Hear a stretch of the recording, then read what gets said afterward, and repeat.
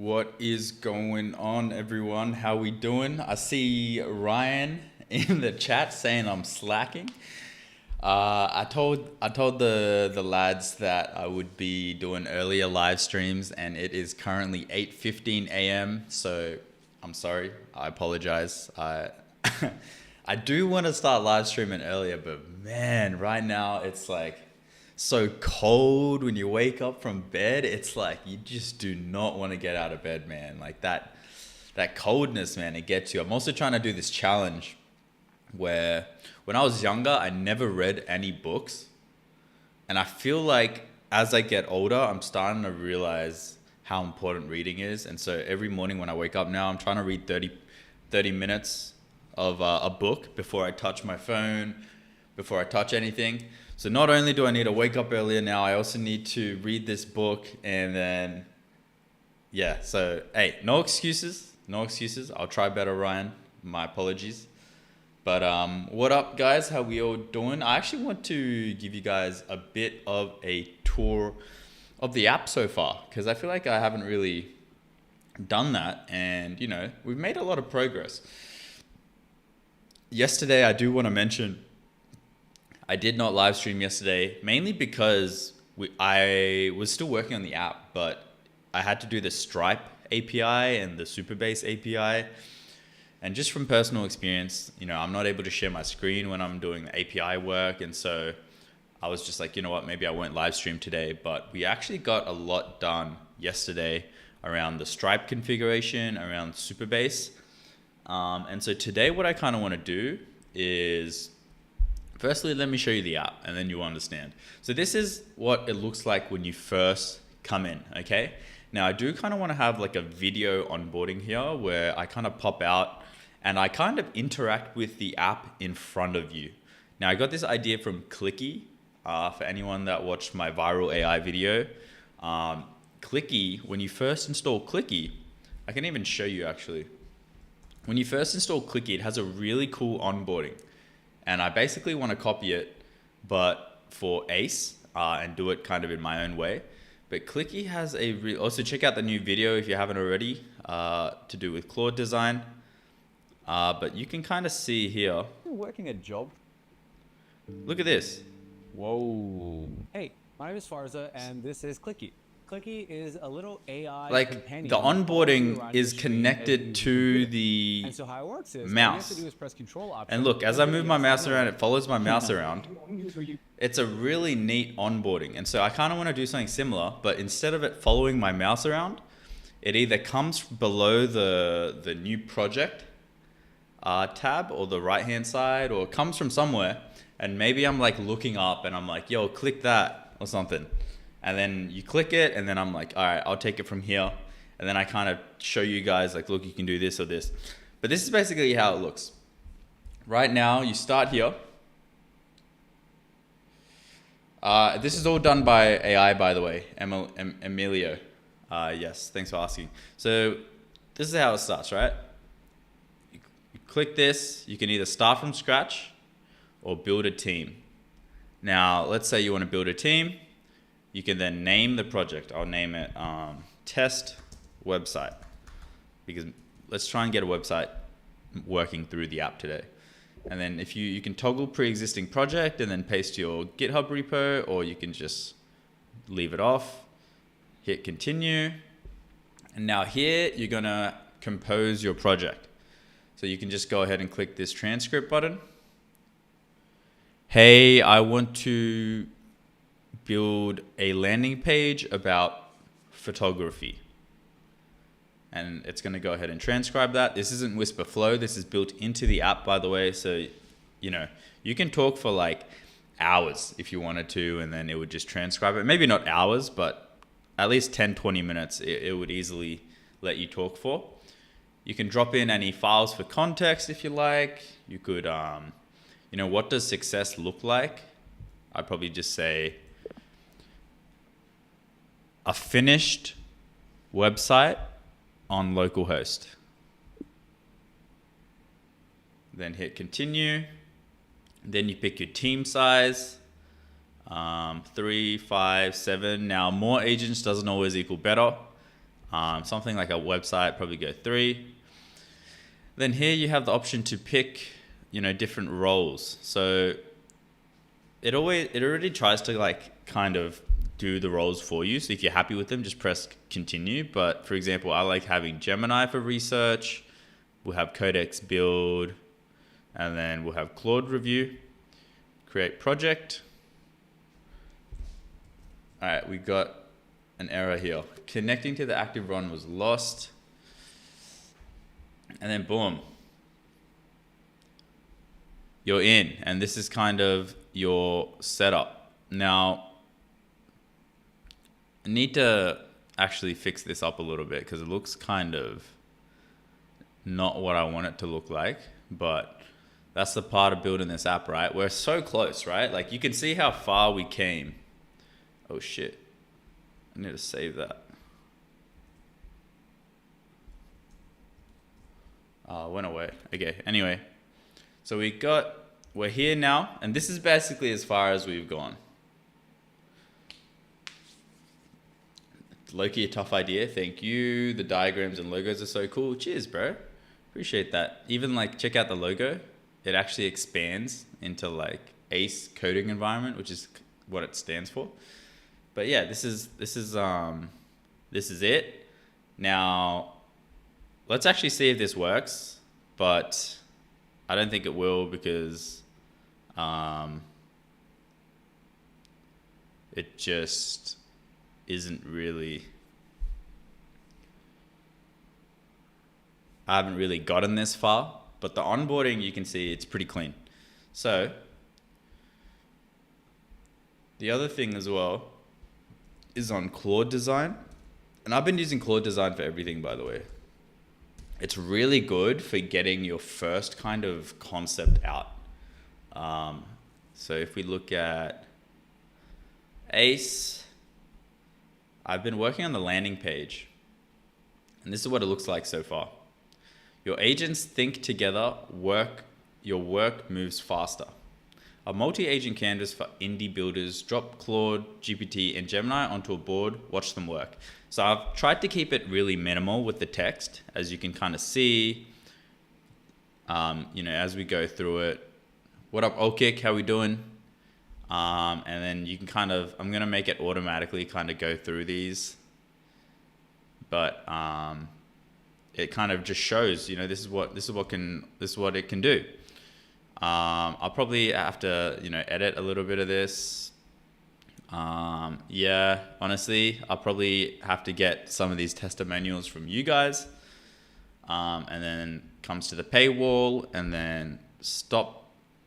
I might have to edit this as well. Stop tab hopping, start orchestrating. I don't mind it. Watch the 60-second demo. I might even put the demo up here. Like a big kind of 60-second window here of me talking.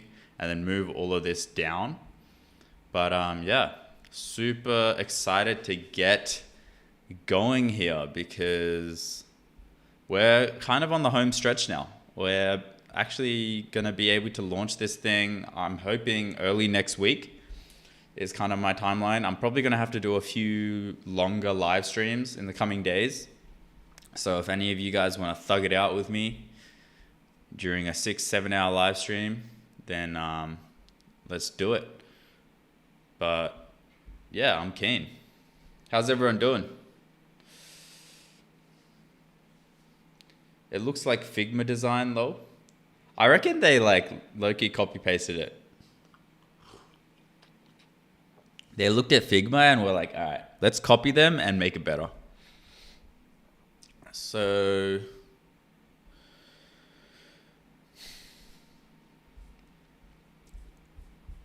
all right, there's a few things we need to fix. Let me chuck some music on and let's lock in. Anyone else working alongside me, or is it too late for everyone? You're just gonna watch? Music. Yo, new Drake album kind of slaps, by the way. You guys been listening to it? New Drake album been hitting. I wish I could grind it out with you. Crazy, crazy. I'm working. Let's go, old kick. Working so late.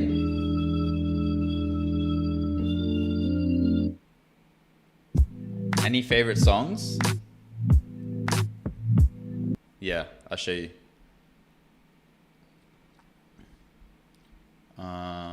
The new Drake album. There's one song. This one. Dude.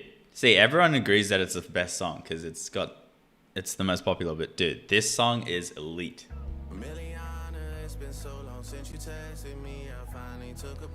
I was gonna ask for some advice, to be fair. Yeah, hit me up. What's up, Ryan?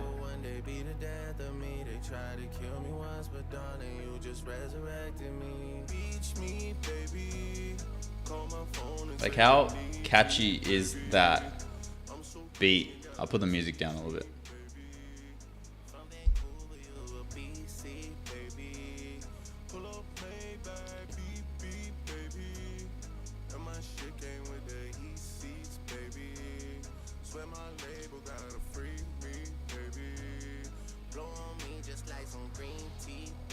So apparently this song is meant to be like a dig towards Jay-Z, because I don't know if you guys know this, but apparently because of Jay-Z, Kendrick was allowed to do the Super Bowl halftime last year, where he played Not Like Us, which is obviously calling Drake a pedophile. So yeah, pretty interesting. I didn't know Jay-Z had a hand in that.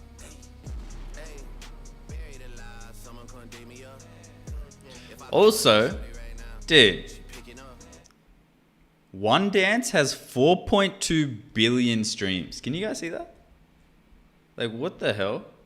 That's insane. I'm pretty sure Spotify pays $20,000 per 10 million streams or 1 million streams. I think it's 10 million. So if we do the maths, 10 million divided into 4.2 billion. That's 1, 2, 3, 1, 2, 3, 1, 2, 3. That's 4,200 times 20,000. Dude, I don't know how accurate that is, what I just said, but Drake allegedly made $84 million off of this one song. That sounds too high. Does that not sound a bit too high? I mean, it is a banger of a song, right? It kind of makes sense that, like, you're at least getting paid in the millions, if not tens of millions, if you create an absolute banger of a song that the entire world knows, right? That makes sense. Is it 84 million though? And that's just off Spotify too. That's not including like everything else. Starting to think my calculations are wrong. Lord Jay-Z, the banker's puppet. So I've been exploring co-working code and watched a few videos on it, etc., etc. And I watched the bits I missed of the live back and saw the advice you gave at the end and like mixing it with your hobby. And I was wondering how your advice on making an app to help runners and their goals and training plans, etc., etc. Dude, I was literally thinking about this the other day, but imagine a running app, right? And I'm pretty sure this already exists, but doesn't mean that you can't make it again. But there's basically this game called Paper.io where you are this tiny little square and you go around and you basically have to collect, like you connect your line, right? So where's like a good example of this? So you can kind of see here, if the player were to connect into his square again, he would get this space, right? Kind of like this. You can see the squares coming back in and it'll secure that territory.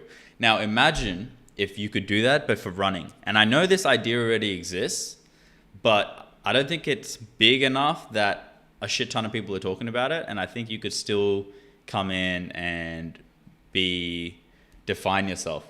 But picture this, right? You're running and it tracks where you run, kind of like Strava, but instead of like calculating, I mean, obviously it'll maybe calculate how fast you're going, how far you've run. But what it's actually going to calculate is when you do that loop, you now secure that area as your territory.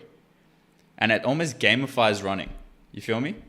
And so I feel like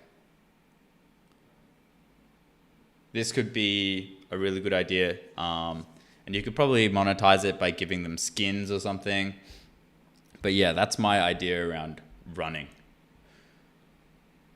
Hope it made sense. I'm currently programming and I would love for your AI to help me, but I'm poor. Also, I have music, so go on, mate. Also, I don't have music, so go on, mate. All right, I got you. I got you. Maybe let's hit up some lo-fi. You guys cool with lo-fi? I just feel like Drake's a bit too distracting. You know, when I'm talking to live chat versus trying to work on my project, if I have someone saying words to me, it's like, I'm screwed. I'm not getting any work done. Damon, how we doing? Nice haircut, bro. Cheers. I appreciate it. I don't love it, honestly. I feel like someone in the stream came in yesterday saying I look chopped, so.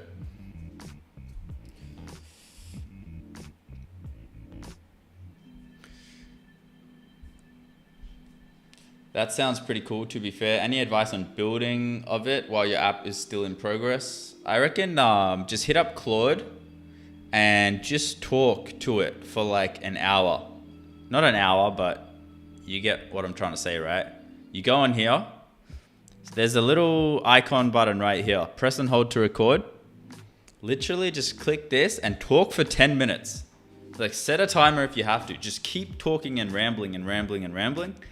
And then just paste that in, explaining exactly what I just told you, and go from there. See what it says.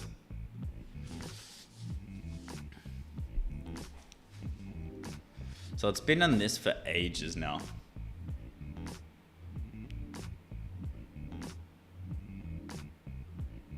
It's looking like I lost my screenshot. Oh, here it is.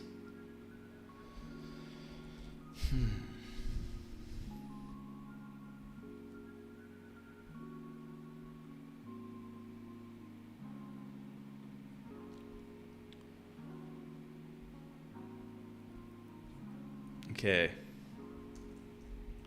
So I went in through the onboarding and I basically created a new project. I wanted to build a team. I named it, and then my instructions were all around, you know, creating a website. And I was like, I want to create a website. Can we do that? And I filled it all out. I built a team of 3. And then when it came to launching it, I got this error.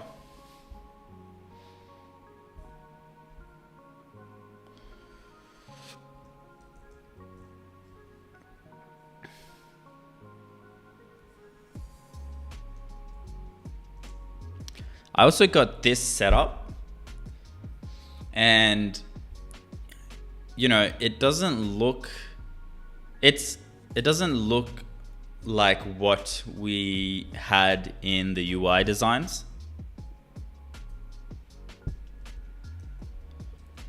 For example, mission should only be connected to the first research agent or stage 1, and later down the line, like the review agent is able to receive what the first stage received.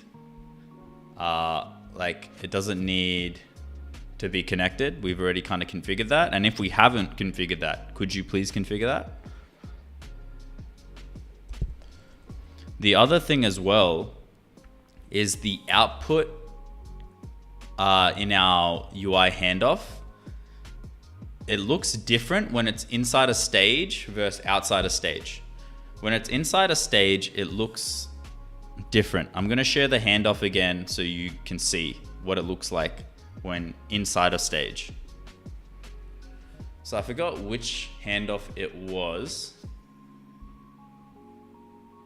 but I'm pretty sure it might be either, it could be loading screen.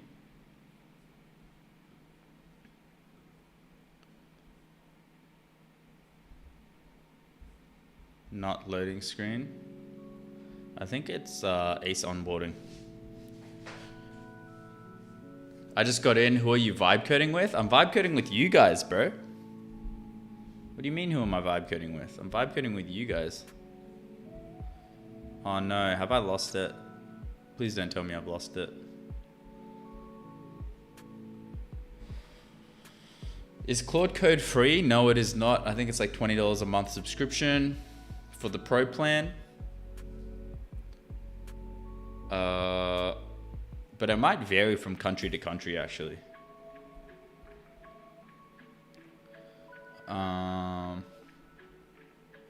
It might be an Ace copy.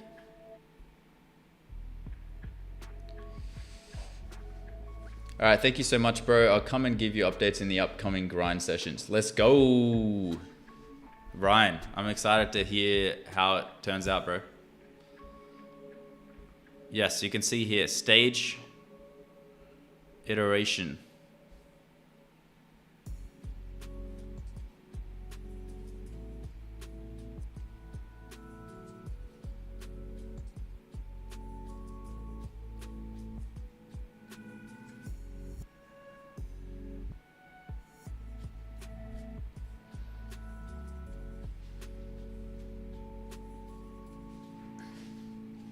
Dope. So I'm probably just gonna download this.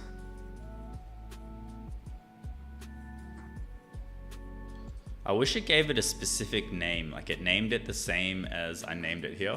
Oh, it does. Okay, cool. I'm just dumb.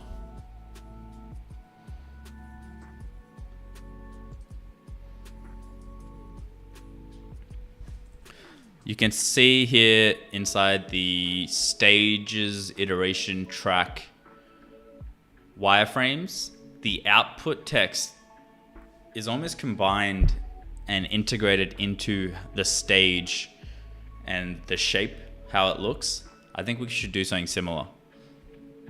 It doesn't feel as messy. Yo, what's going on, Doobie? Not a whole lot. Medjool AI, how you doing? Doobie looking like a kid after the mustache cut. Damn, everyone says that, man. Apparently I got a real baby face or something.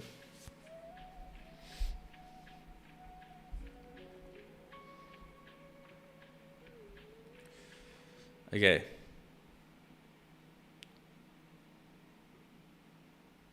So, mission complete. The photography page is finished, responsive, accessible. Run the command in any normal macOS. Okay. Site server serves at. Let's check.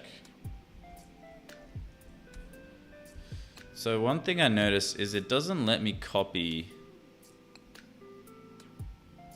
text. Like I'm trying to copy this right now.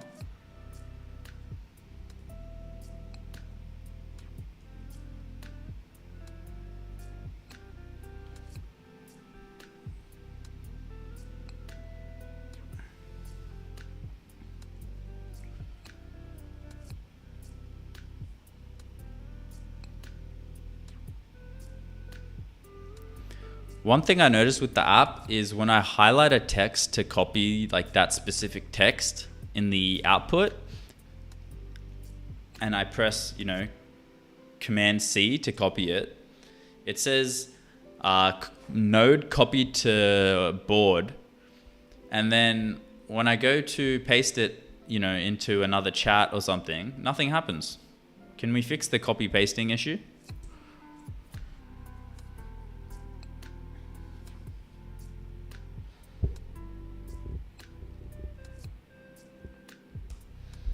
All right.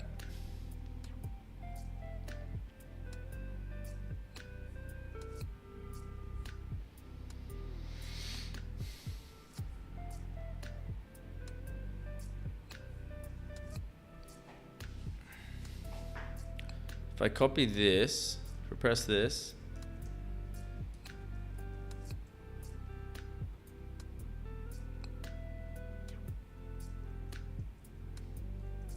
yeah, the copying pasting is not working.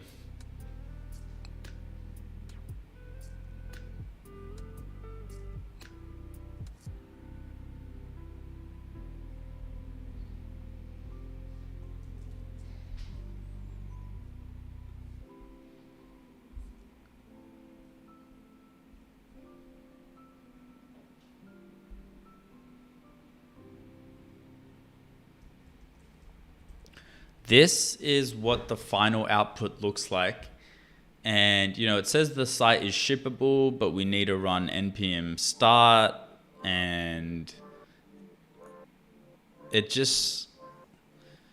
doesn't feel like an app for non-technical people, right? Because if I've prompted the AI agent team to build a website, but then I'm coming back and I'm having to, you know, do all this stuff, go into terminal, run npm start, do all this configuration, it doesn't make any sense. It should just launch everything and open up the landing page like automatically when it's done, so the user can see and get that kind of whimsical delight moment. Whimsical, I meant to say magic or delight moment. Get that delight moment.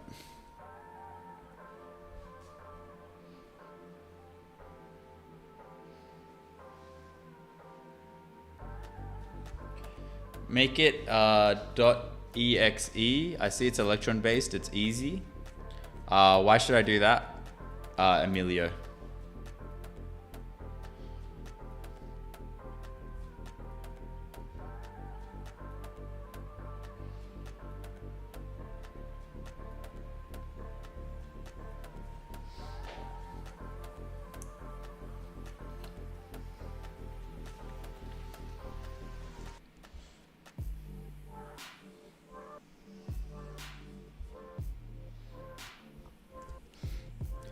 Like, we're so close to the finish line, it gets to like 95% of the job and then it doesn't complete the job.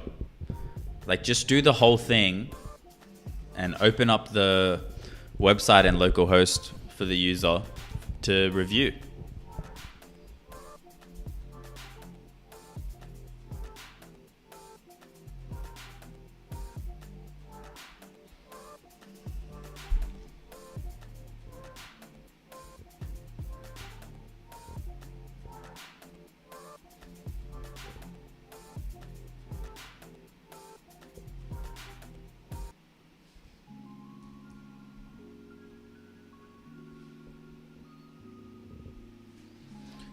For not running npm start command. Right, so if it's a .exe, but what if it was just a HTML file as well? Right, it could be a HTML file. But it would look different per request as well, so that's why I don't want to give it a specific, like, do this. Because what if the user's trying to build something else? Like, my knowledge on coding and coding terminology isn't strong enough for me to be like, yo, do .exe, and then if something breaks down the line, I'm not going to know whether that's .exe's fault or if it's because it needs to be an npm start. Like, I just rather let the AI agent figure it out.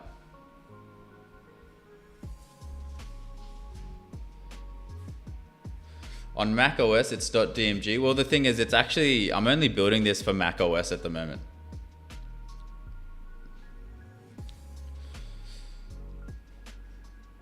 Emilio. Because, I don't know, I just use Mac OS myself. I'm very familiar with it. I want to create the best experience possible. And the only way that I'm able to create that right now is through Mac OS, because I don't have a Windows on me, and I don't know how the app would turn out on Windows. It is on an Electron, yes. Emilio, you sound like a goated dev, man. Are you telling me you've never vibe coded before?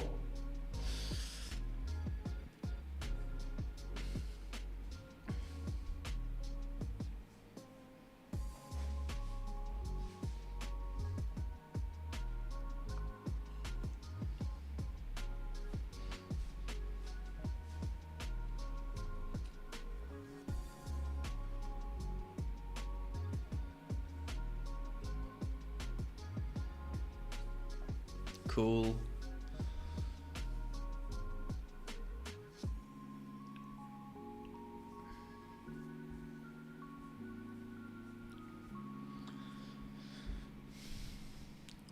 pushed the fixes but did not merge them.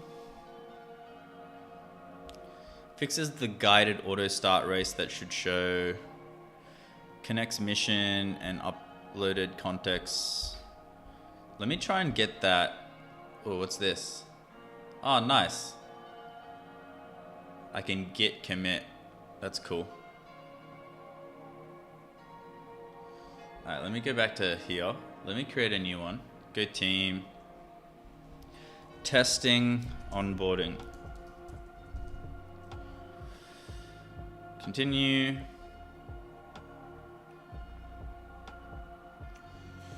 Build. Actually, I'll try again once the merge has happened, and then we can test it all. What IDE do you use for coding? Please write it in chat. And are you using only GPT 5.5 for coding right now? I use GPT 5.5 for coding, and then I use Claude Design for UI design, and I use Claude Opus 4.7 to review all the code that Codex does. So on the top right hand side here, you can see there is a tiny little review button right here. And when I click this review button, it automatically opens a new chat, summarizes all the changes that Codex has built, and lets Claude Opus 4.7 review it.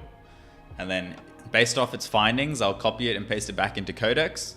And that's kind of how I operate at the moment. Maybe I put my chat down here. I feel like there's less interesting stuff happening down here.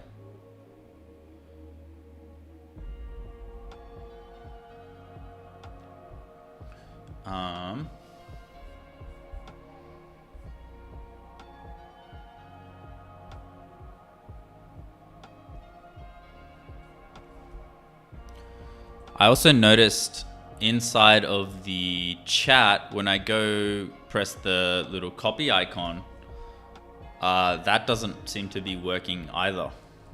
So something is wrong with the copying.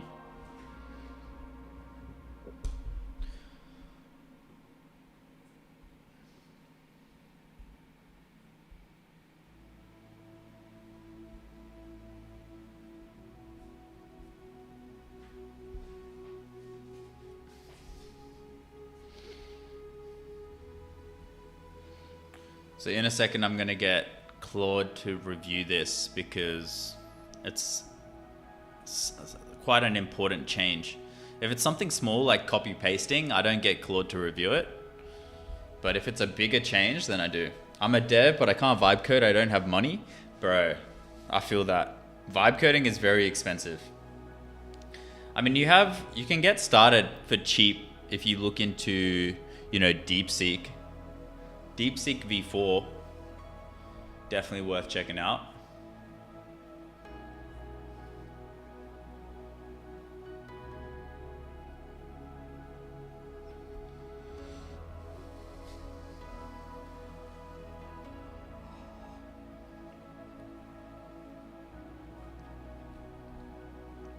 It's this one, Skip.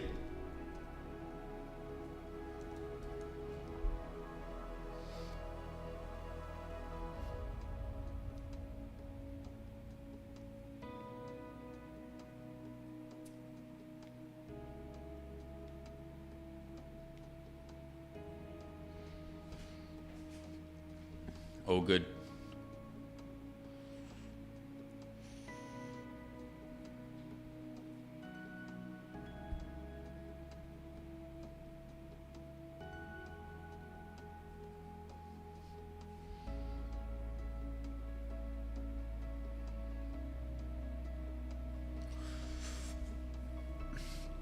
Let's type check. What else can we work on? So I got this that I want.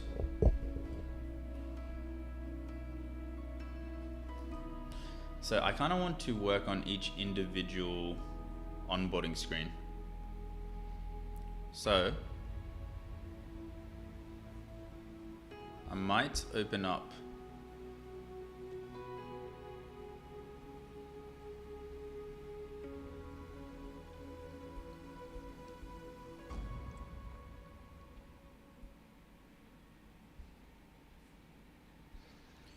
All right, so I might just go ahead and screenshot every single screen.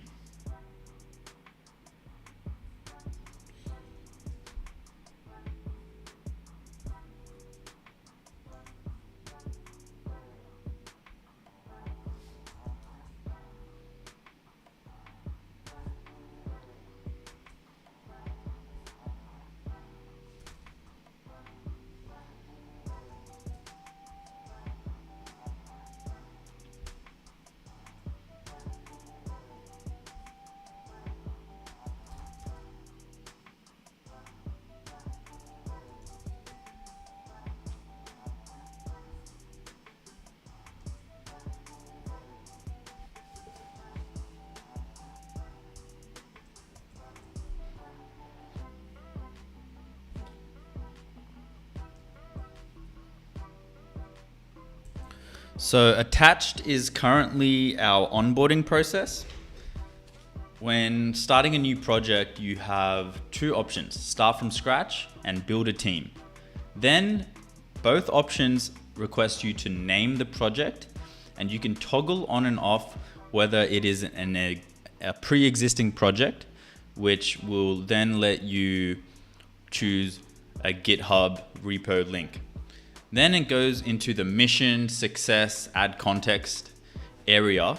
Now this part seems a bit too wordy. There's just way too much text, and the overall onboarding process doesn't feel very aesthetic and pleasing. There's just a bunch of text everywhere repeating itself. I want it to feel super simple, minimalistic, and just look really cool.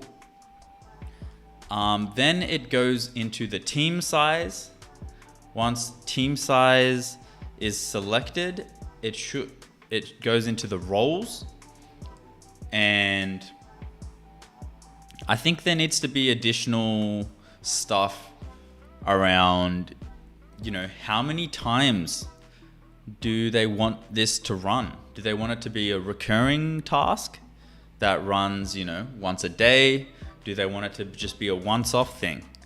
And this helps us kind of identify, do we need to implement loops? And how often do we need to implement those loops? And I also think it would be really cool if, based off the user's mission, success, kind of criterias and context that they've added, the roles for the team are automatically filled based off of that context. Currently, it feels a little too much. It feels a little bit broken, and it's doing one form after the next. What I do like is I purposefully I like the first two onboarding stages where it asks you to build from scratch or build a team. Then it connects you to and forces you to name the project before moving forward. Let's keep that, but from the third screen onwards, from the mission screen onwards, there's problems that we need to fix. For one, it doesn't look the way that you've designed it, where it's kind of like a parallax form that scrolls down. This one's kind of just one form after the other. Now, I don't mind that for the start to minimize some of the, perceived effort of starting a project, because, if you put everything in one form, then it can feel like a bit overwhelming and it might make you not want to even begin. But if you split it up and do, the first thing and then the second thing, which is naming your project, and then the third thing, I just want to make sure there's not that much. It's quite minimalistic, so it doesn't feel overwhelming, and the user can just input what they need to input, and it's super smooth, clean, and guided.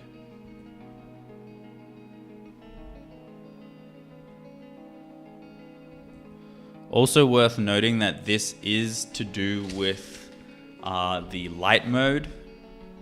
Dark mode looks similar to the colors that you've already designed.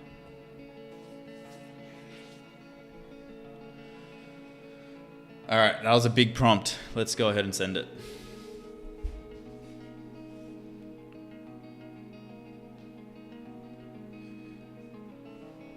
Vibe coding is addictive, can't lie. Oh, bro, tell me about it.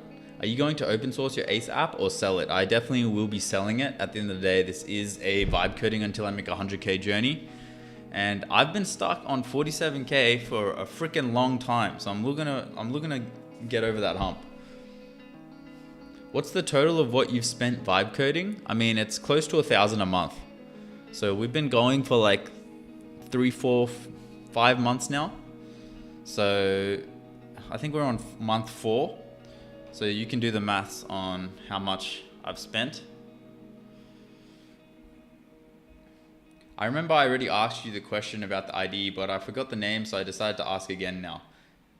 Bro, scroll up, Skip, man. I literally put it in the chat. You muppet.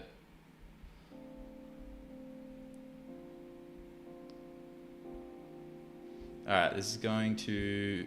I'll let that run. Let me look at conductor. Dude, why is a simple copy paste taking this long? It's because I didn't do fast mode. That's on me. Implement and push to the OpenPR, not merged. Now I'll get Claude to review this. What was this again? BYO link. So let's go ahead and test that real quick. I'll just go to GitHub. If I was to just copy this, would it work?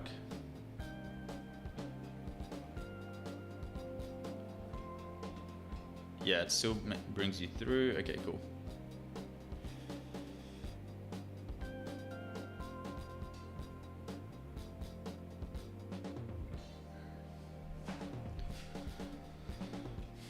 Restart.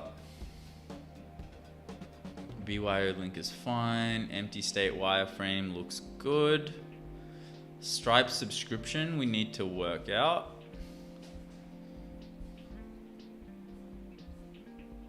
So while that is going, let's go back into here. Let's lock in classic. For 3-agent debate, hero animation, let's just keep classic and remove the other options.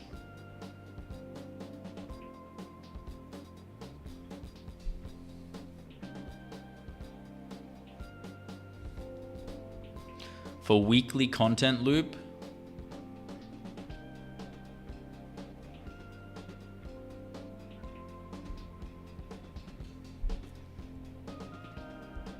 let's keep orbit and remove the other options.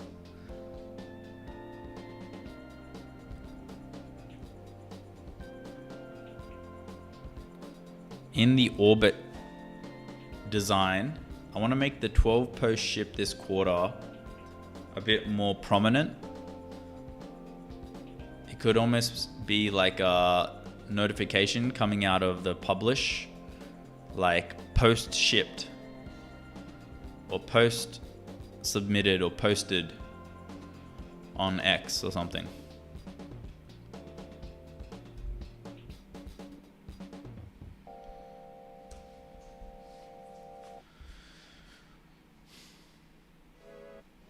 I mean, I already asked you this question a few days ago, but I forgot and decided to ask again. Oh, true. I'm pretty sure Conductor only works for Mac OS as well. So unless you are using a Mac OS, I don't know if it's going to work. I don't think they're on Windows.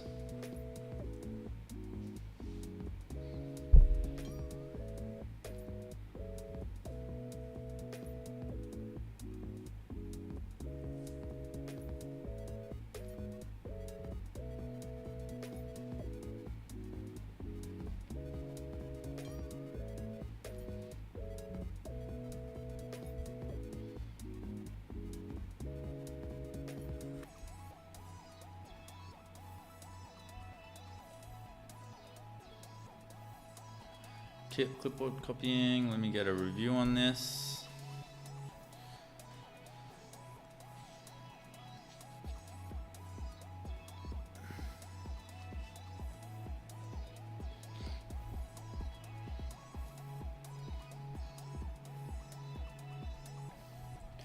How can I connect you to my GoDaddy account so you can configure the URL for the landing page? I bought the URL yesterday, by the way, guys. It's called buildwithace.ai. That's the URL that I bought. Do you know when Conductor will be available on Windows? I'm not entirely sure. It will be available on Windows. I'm sure they have plans in the future, but right now they haven't announced anything. To clarify, once the app is finished, you can package it as a .dmg for Mac and .exe for Windows. It stays the same app and experience on both. That's the advantage of Electron for every user too. Oh, really? I didn't know that. I think to launch, I'm going to just keep it as a .dmg, purely because, you know, from personal experience, it isn't as easy as, you know, it stays the same app as a .exe on Windows. I know I'm going to open it on Windows and there's going to be something wrong with it, whether I hover over an element and it doesn't highlight properly. Like, something always breaks, especially when Vibecoding. So, you know, I'm going to leave that for a later date, but that's definitely good to know. Thanks, bro. Thanks for letting me know that. So GoDaddy API key, API secret. Okay. Best path, use a scoped GoDaddy API. Let me try that.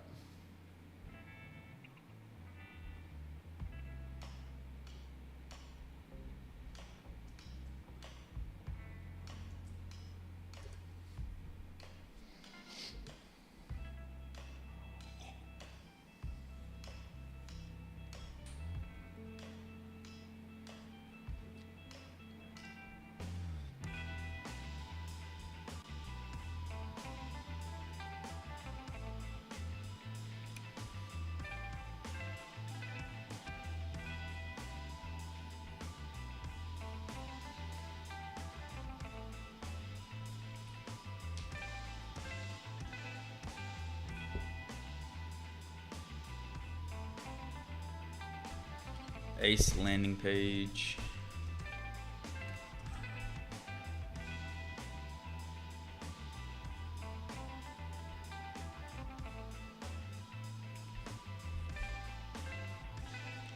All right, let me copy this key.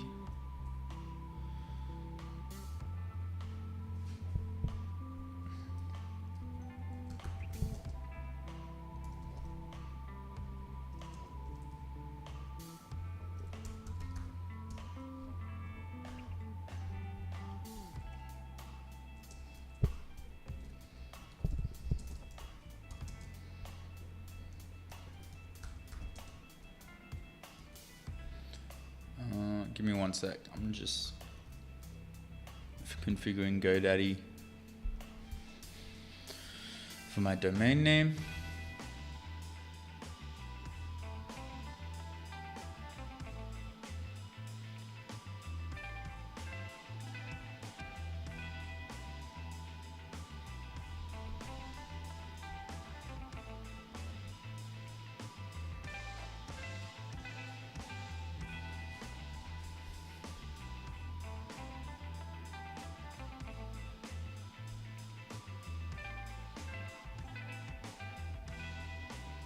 Do you know when... Oh, never mind. I already read that from Skip.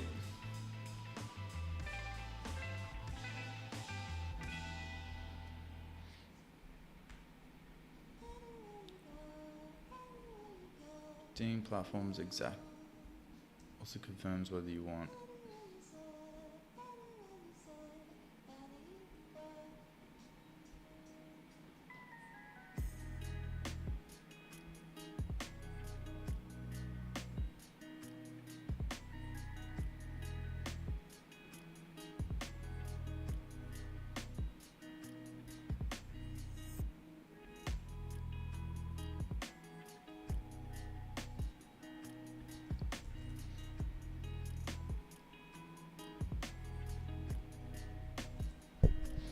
here is a screenshot of all the DNS records. Also, I want build with ace.ai.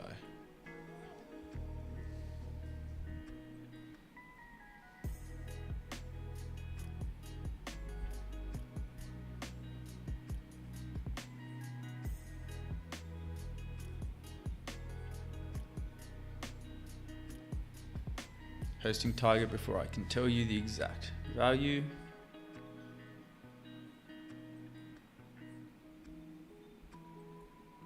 You only need to change the @AE record if the landing page is hosted somewhere other than GoDaddy. We can just leave as GoDaddy host.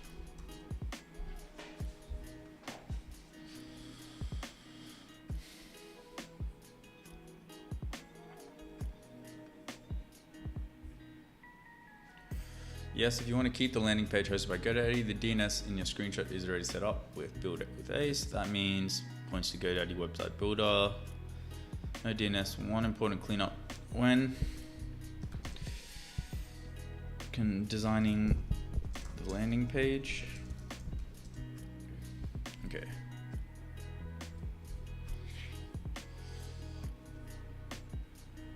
All right. I think we are good. When designing the landing page, where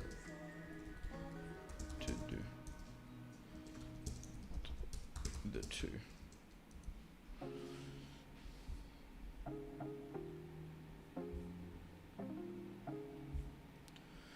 All right, onboarding V2 redesign. One thing per screen. So what are you trying to build? How will you know it's done? Anything we should read first? How big should the team be? Drafted from your answers. Okay. This is interesting.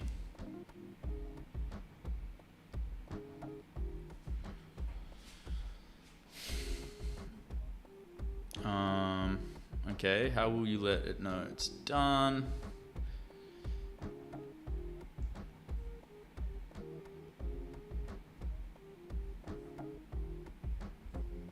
How big should your team be?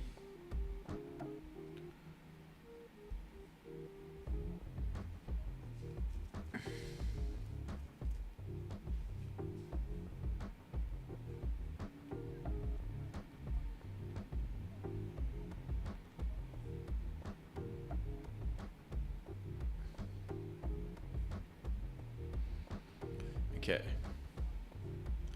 Now,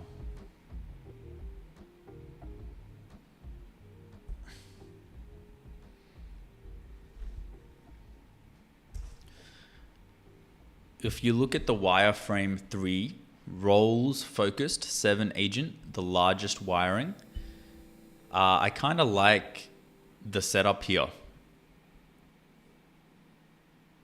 Could we integrate some of that into the drafting your team step 06 roles drafting auto from earlier answers? I think this onboarding screen and that onboarding screen, we should kind of merge the two and find a middle ground where it's draggable up and down, and you know, the icons on the left hand side next to the title should actually be the logos of the agent.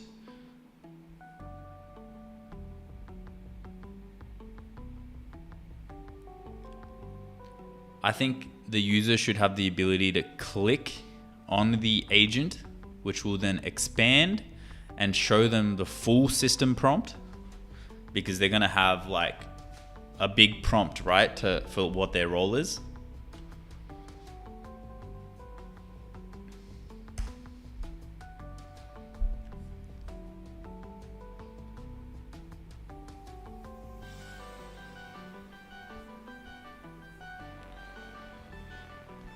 We aren't seeing your screen. Yeah, it's just because I was handling API keys.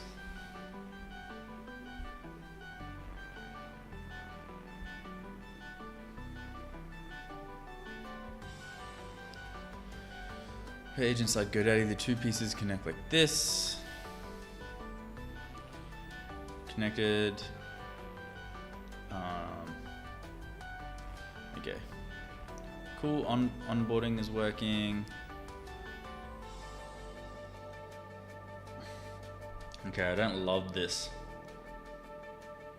So, one thing I do want to do is I want to create this cool animation of a mouse hovering over.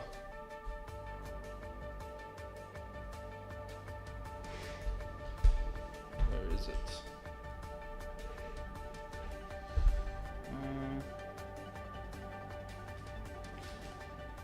Can't seem to find it. Alright.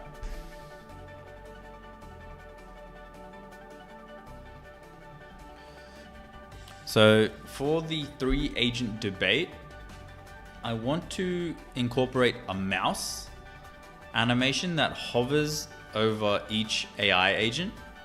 And when hovering over the agent, there's a small box that pops up, basically like saying what the agent is working on. And it kind of gives insight into how this whole thing works. So for example, it would hover over ChatGPT and it would say interpreting goal, identifying pain points, and finding solution. As an example, it doesn't have to be that. And then it would go over Gemini and it would do something similar for whatever its role is, and then go over Claude. And then it needs to be like this smooth, seamless, looping kind of animation. Should stay on each agent for no longer than 2 seconds, just to give the user a deeper understanding of what is happening behind the scenes.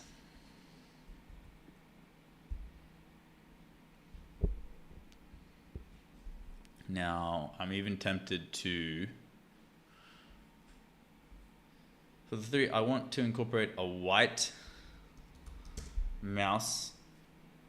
All right, let's see how that goes. Maybe I get Claude to build the landing page.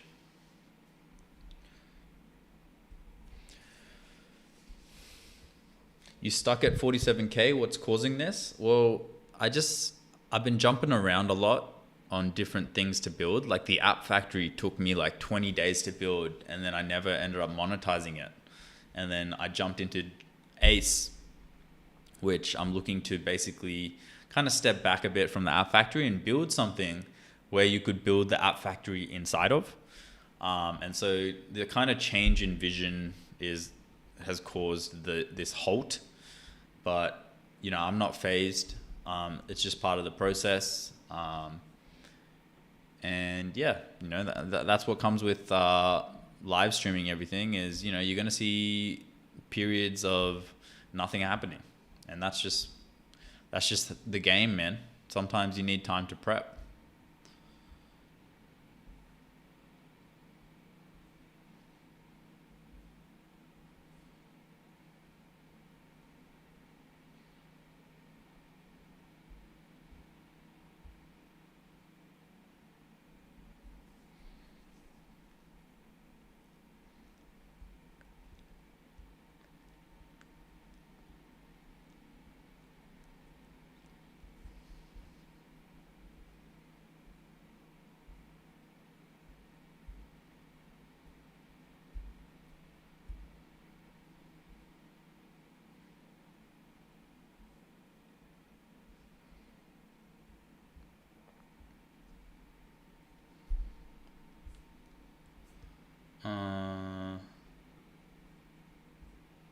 So we had some issues here.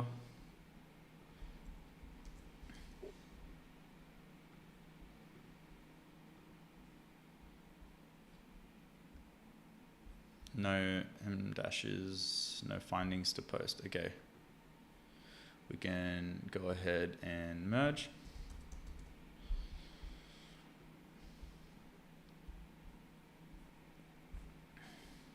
Chuck music back on.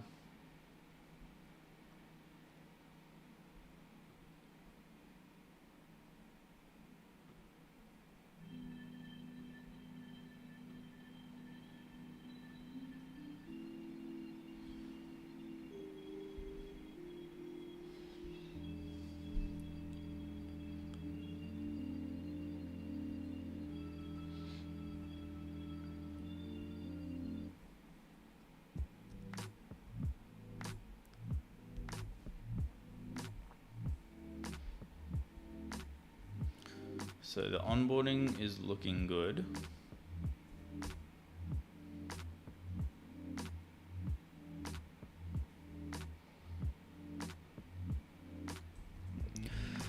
Rather than expanding down, I would rather it expand and pop up in front, and it's glass morphism, so they can still kind of see the behind, but it kind of expands in front of the element rather than down. That way we can still see everything, and the user can easily just click out if he wants to exit the expanded section. And yeah, I don't think the user should be able to add loop. I think that should just be automated by whatever the AI suggests.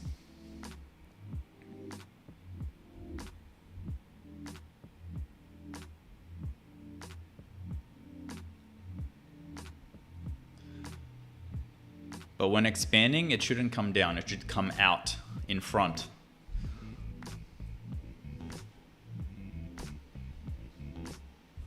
All right, what's my usage on?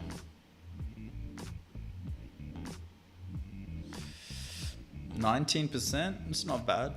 It's not bad. We should be able to complete the landing page. Ooh, nice.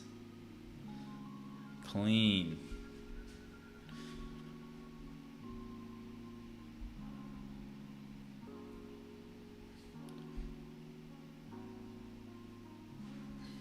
I think there's too much words.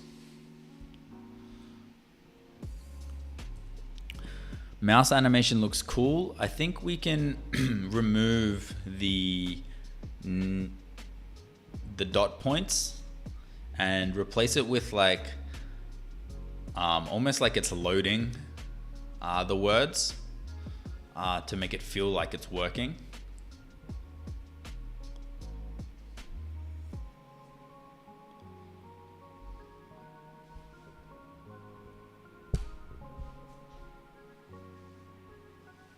This looks really cool, this animation.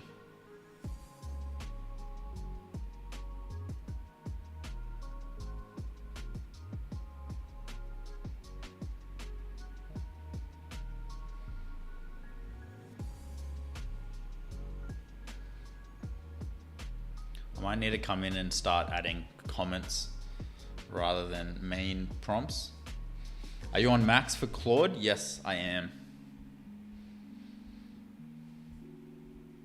If you're picking between Claude and Codex, I'd choose Codex. You get a lot more out of it right now with the max plan. Even the pro plan is pretty good. Cool.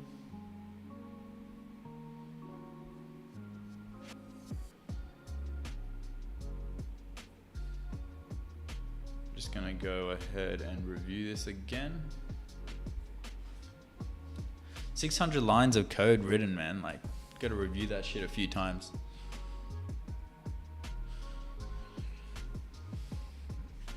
Isn't Claude in June will not allow subscription to be used for harness stuff? Yes, this is definitely a hiccup.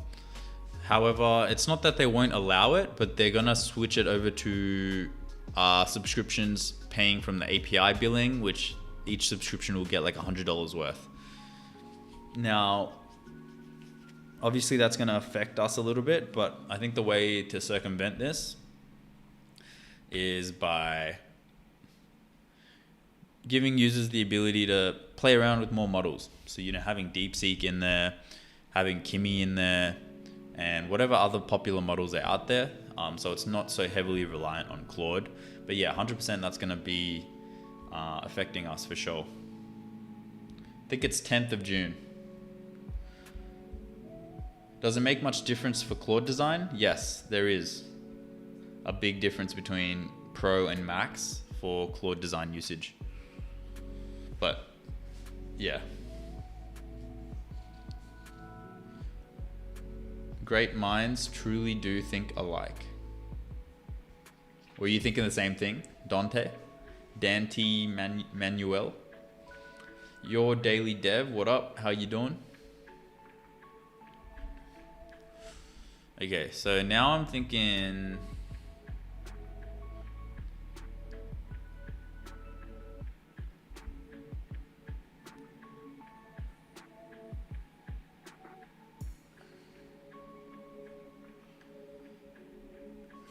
I mean, that's cool.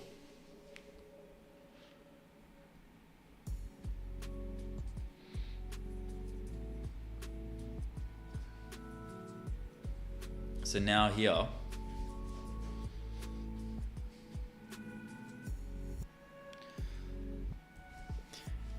I don't love how the notifications are coming right now. I think it should actually come as like a little bubble that pops out from the publish webhook, pops out to the left-hand side and then fades out. Almost like it's thinking, but it's just posting content. And I think that it's too wordy. It should just be, instead of saying 12 posts shipped this quarter, it should say posted on X, posted on Notion, posted on Substack, kind of like that. So it almost feels like it's happening live in front of us.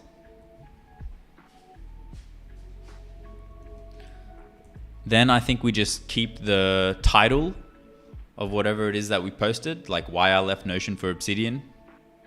I kind of like that quotation. And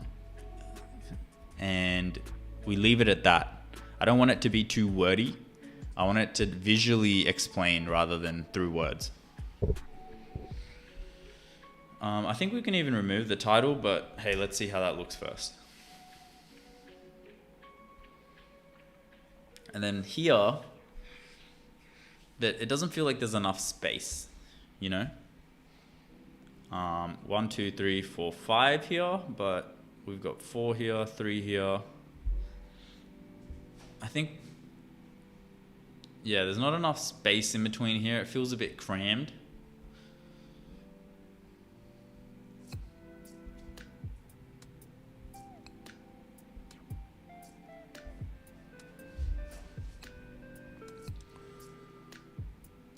Wait, so do you use Codex or are you onto the Chinese ones? I use Codex. I used to be on the Chinese ones when I was a bit more budget, a bit more heavy on the budget. Nowadays, the budget isn't as much of an issue, so I just go hard on Codex and Claude.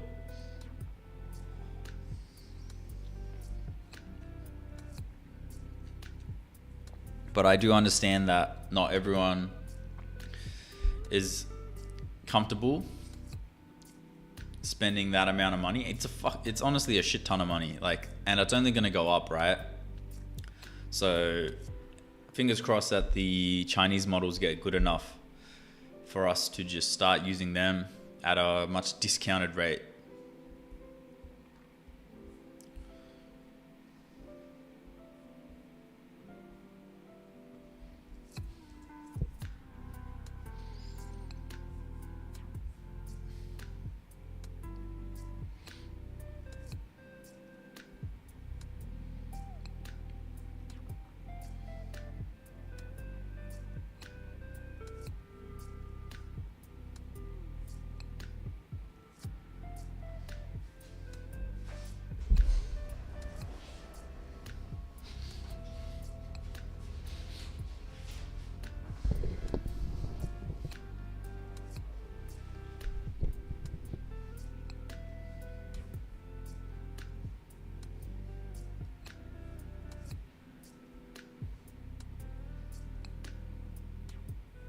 Let's look at the onboarding.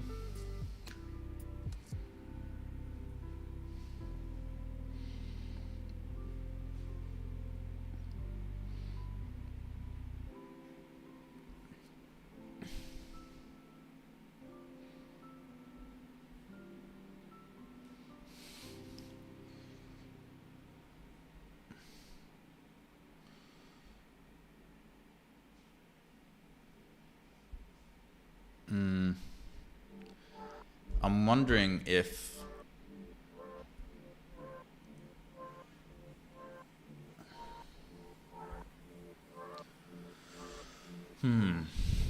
for mission,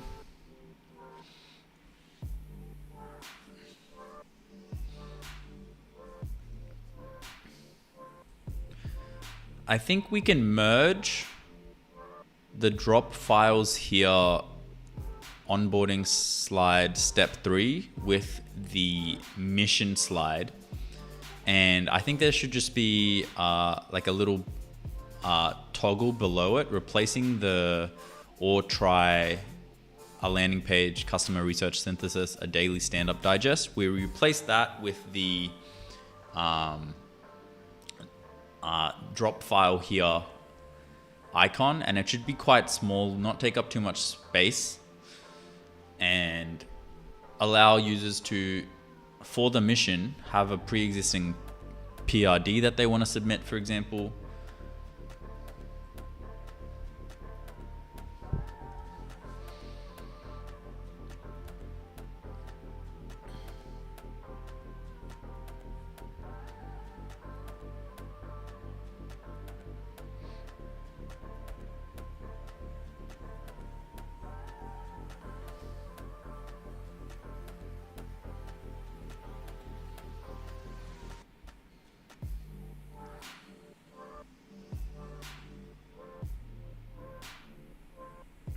This eliminates the user having to go through an entire slide, and I think it kind of covers the same thing. Some people, like I know myself, would want to just be able to drag and drop documents into the mission.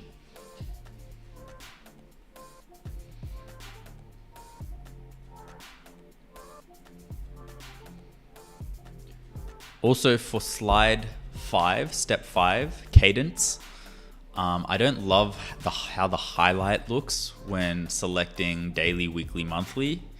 It feels not aligned correctly, and I don't like how it looks.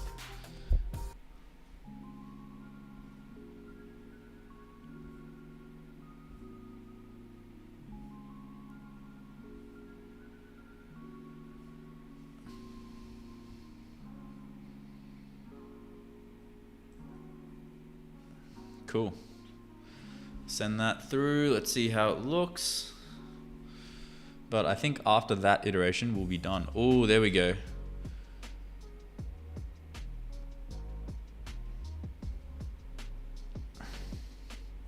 The notifications are great, but instead of going to the side, I would rather it go up and to the left into that empty space, so users can still see that it's what the element is behind the notifications.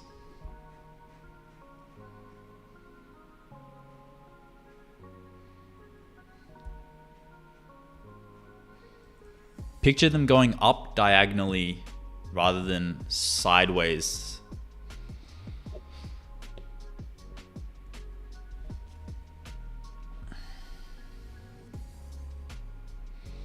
But this is a cool animation. It really shows what I'm aiming for.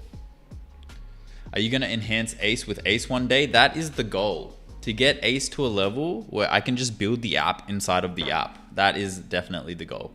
Yo, it's getting late over here now, so I'm going to get going. Thanks again for the advice. All good, Ryan. Have a good night's sleep, brother.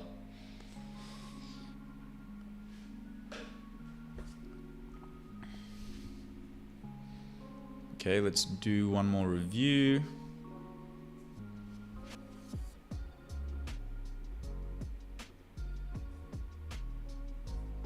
And then I'll merge and then I'll test. But I should be able to now go on here and copy this.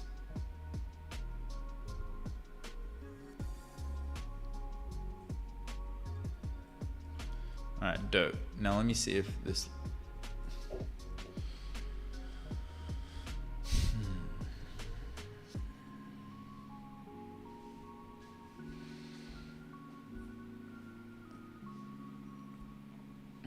Let that run.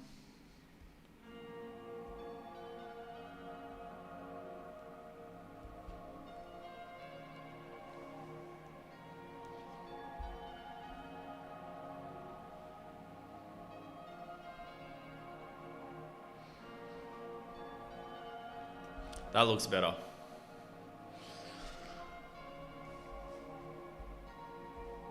That looks way better.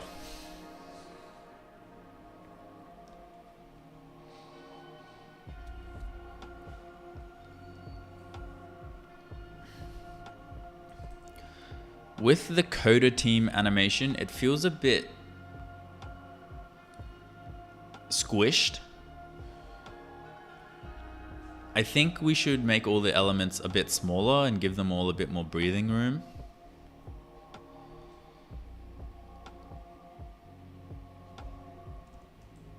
Also, rather than the output saying empty, I think it should say waiting while it waits for it to get to its stage.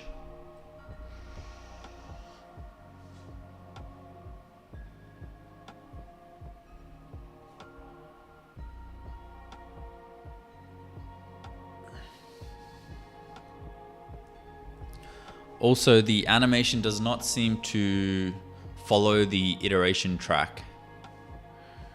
I think we could leave it at 2 iterations and then have it go back from polish to build to critique to polish again, making it the 2nd iteration, and then start again from research.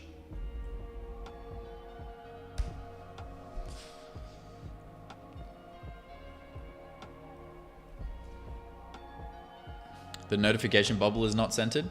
Really? Let me see. Yeah, it pops out a bit randomly, hey. I don't mind it, but... Oh, you're talking about this.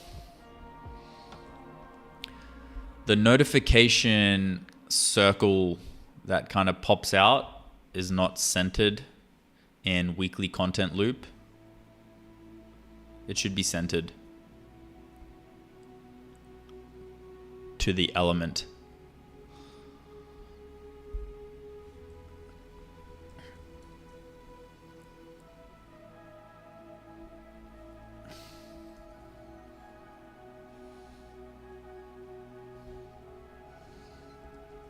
Also, rather than making it a circle that expands, could we actually just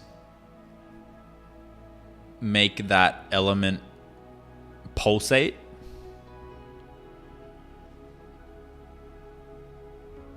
So the outline kind of just pulsates every time a bubble is created.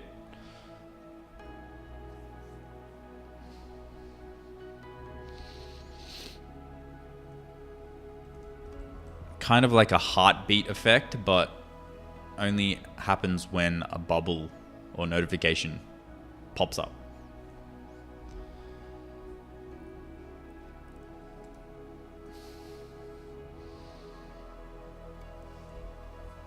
All right, I'll let that run.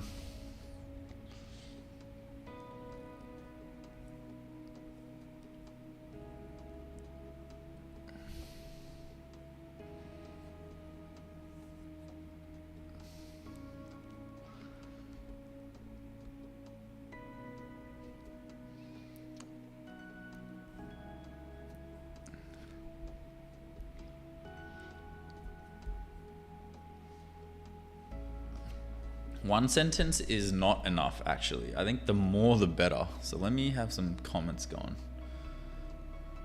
One sentence is actually not enough. I think the more in-depth the user is, the better. So let's make this line kind of say, you know, the more the better, or something like that, along those lines. So let's make this line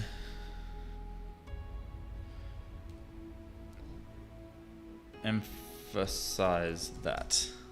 More details is good.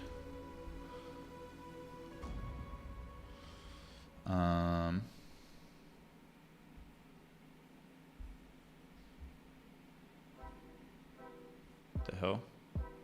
The comment didn't stick.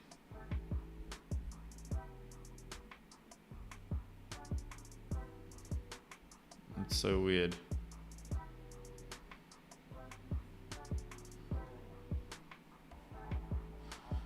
Like, what?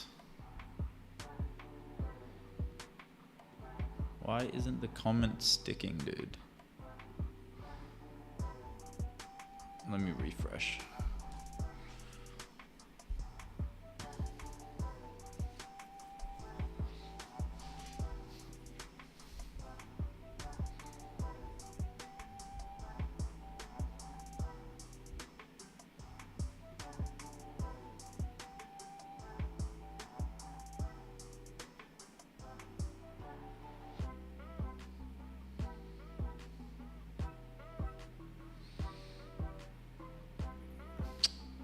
Looks like I'm gonna have to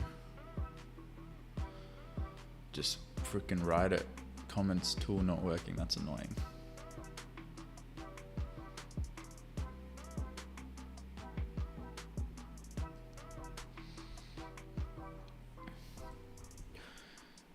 In step 1 of the onboarding slides, the subheading says 1 sentence is enough. We'll use this to draft the rest of your team. This is incorrect. The more details, the better. So we want this line to emphasize that.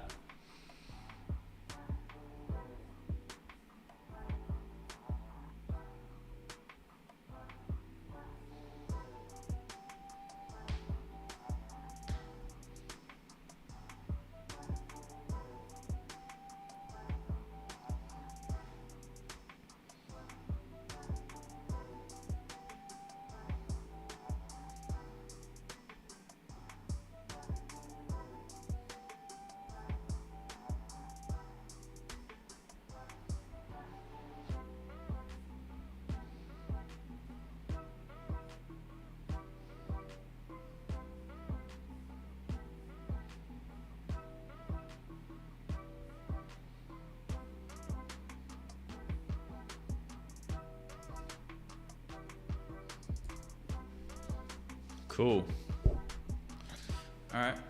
I think that's actually it. Onboarding looks good. I like this. This screen looks really nice.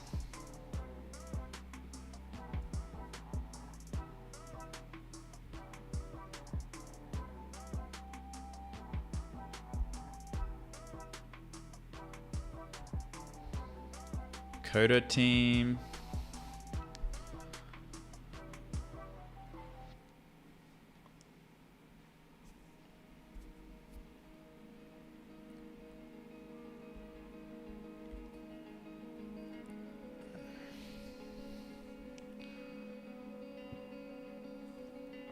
Okay, that's looking better.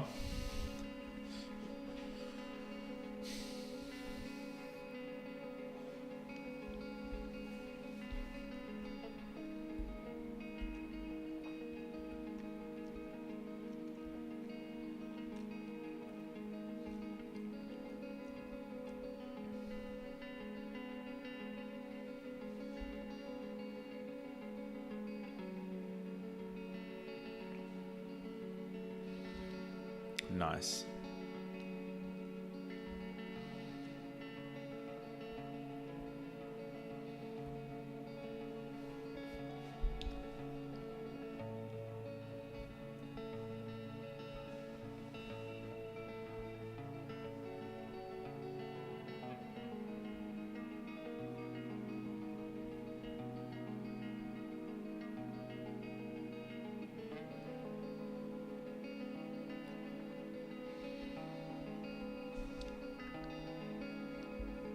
Do the comments section work here? PRD draft should be loading.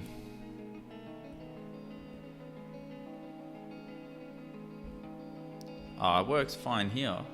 Yeah, weird.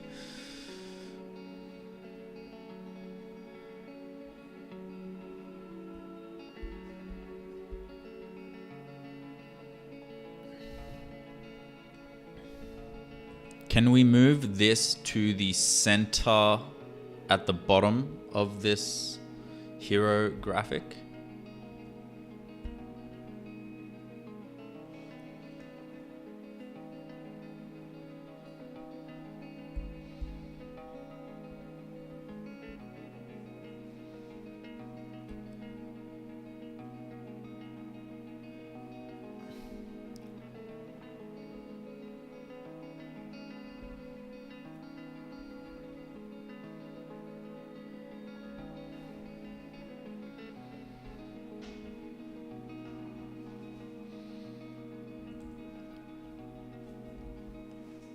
Let's make this text bigger and more prominent at the top of this hero element in the center.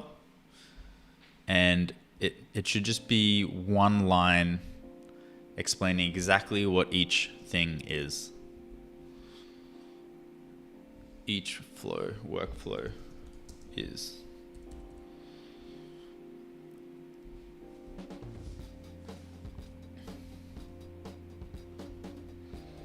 Remove this.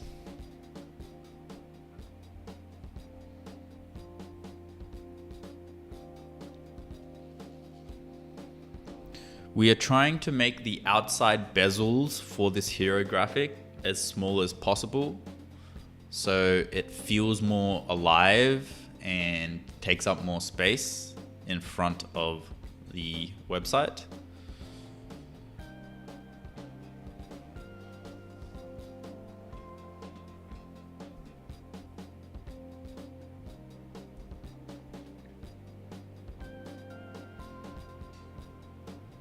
Remove this element entirely. Strip.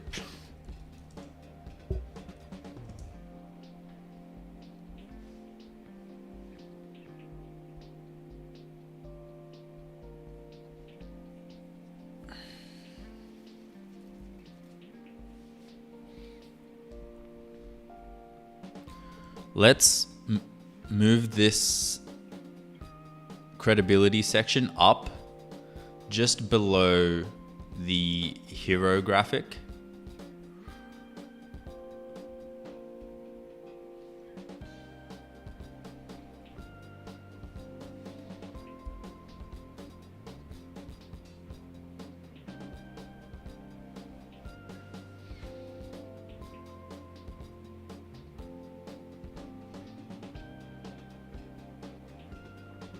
Remove this element.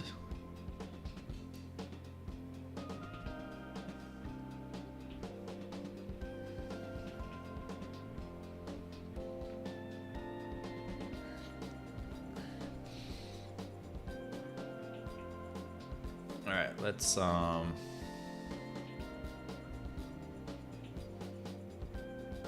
send these all to Claude.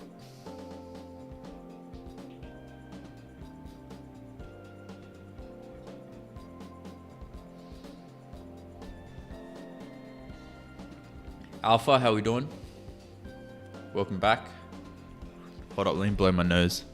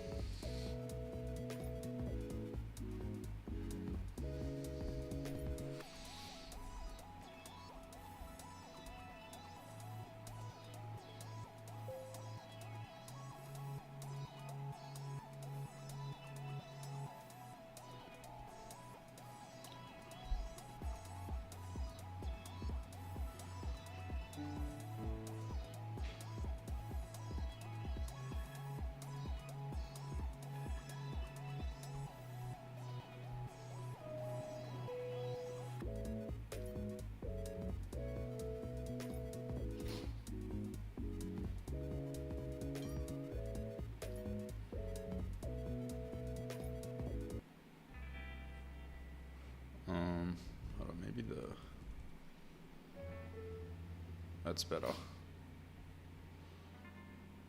Choo-choo. Yeah, done. So now I'm going to get that little choo-choo noise every single time.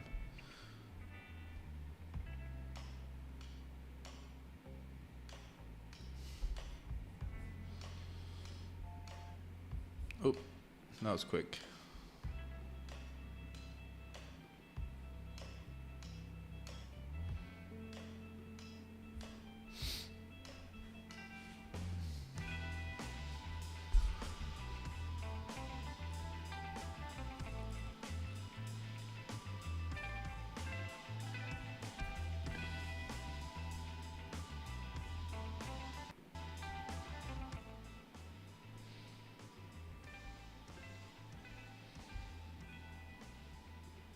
Yo, Coco. What's good? Haven't seen you in a minute. Hope you've been well. This is my new app that I'm working on called Ace, which is an agentic coding environment. Currently just working on the landing page and setting up the Stripe and whatnot. But yeah.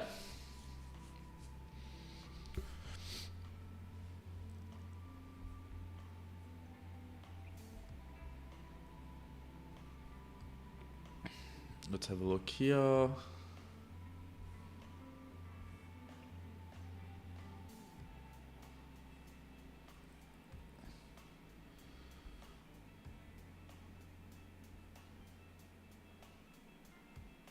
Would you finish the thought?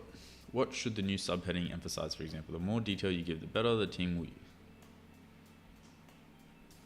Strange goals, anything helps. Something else entirely. Just give me the line and I'll drop it in.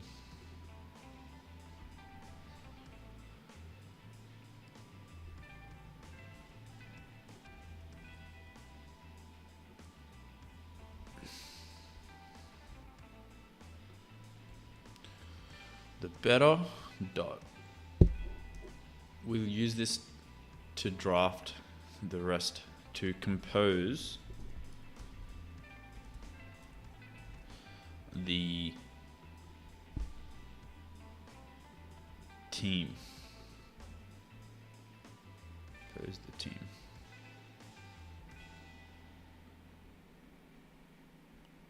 Actually, I'll say assemble. We'll use this to assemble. Assemble sounds cool, like Avengers Assemble kind of vibe. We'll use this to assemble the team. Use this for the one-liner.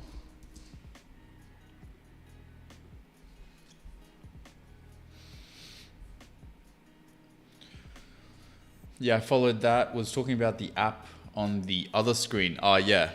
This is Conductor. Your new app looks dope, by the way. Thank you, man. I've been working very closely on making sure the UI is very clean because I want it to be enjoyable to use. That's the whole point. I want the building experience for non-technical people to be enjoyable and fun. So that's the whole point of this app, is to, you know, bring that to life a little bit more.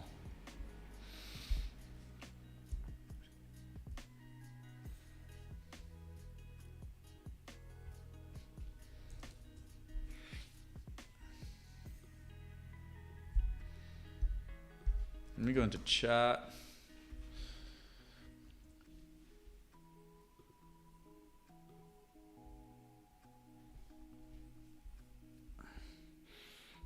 Oh, nice.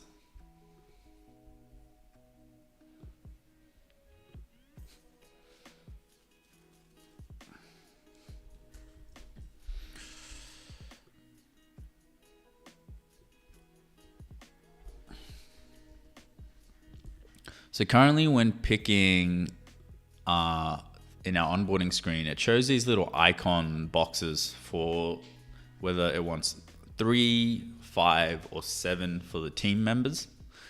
And I just don't love how the little icons inside the box look. They look very low quality. So could you give me your take on what a 3-man team should look like? And I don't want it to be super detailed either, but it needs to symbolize it in a nice aesthetic way.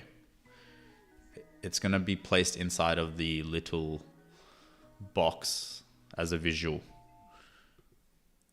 And I've also pasted a reference of what the actual app looks like.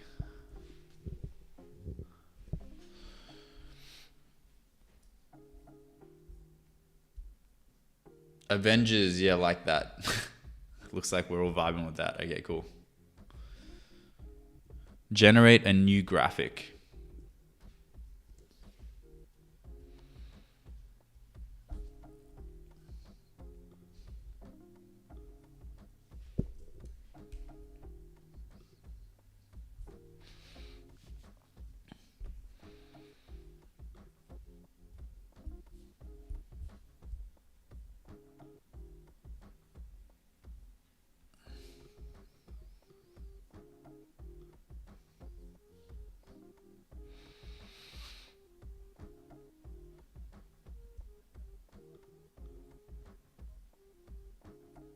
I mean, that's kind of cool.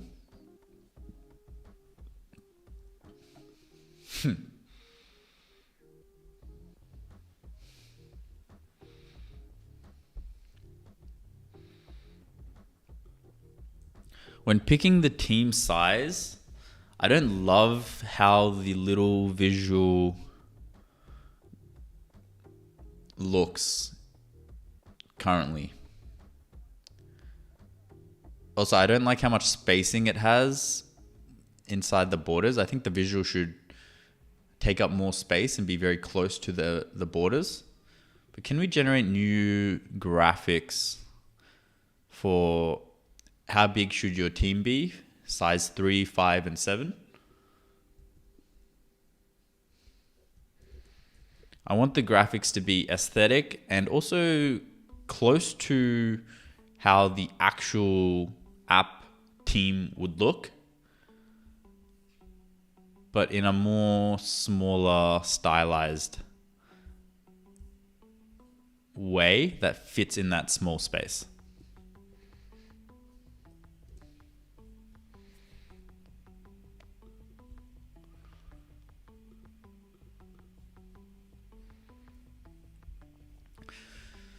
Your agents think together. Oh, wait, what? I don't like that it removed the header.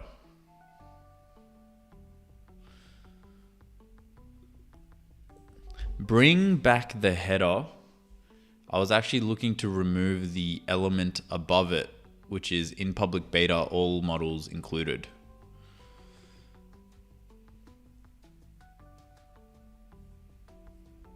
Testimonials, nice. Cool, nice and simple, I like it.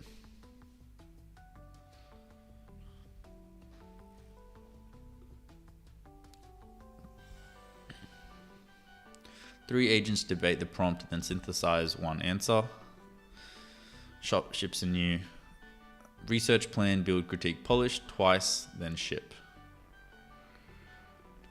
Okay. Also, can we have the hero graphic automatically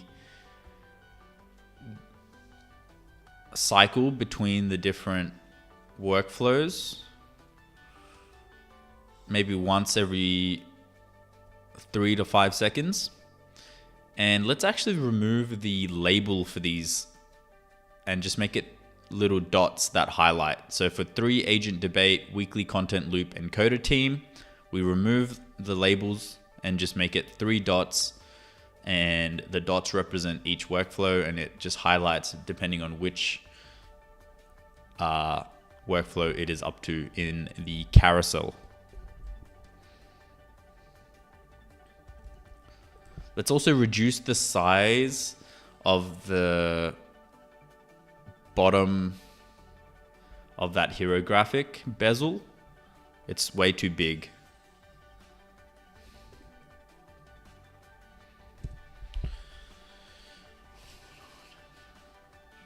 Maybe more a slider for team size selection. That's not a bad idea, actually.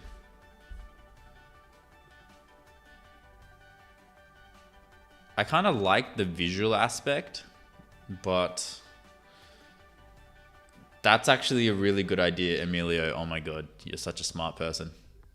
I'm actually gonna do that. Let me see how the new version of this looks.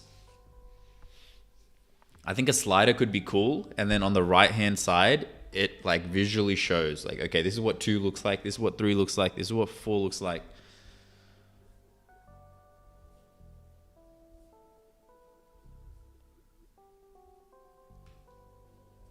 Yeah, I don't love that. Okay.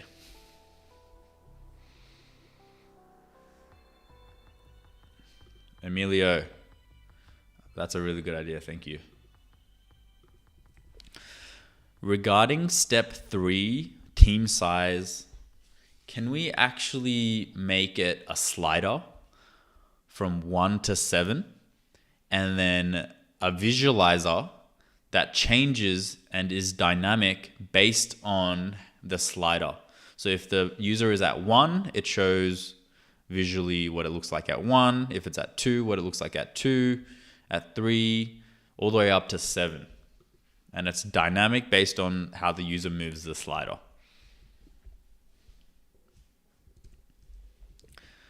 I think at the bottom, there's a little hint or note, and it says smaller teams for more simple tasks, bigger teams for more complex workflows.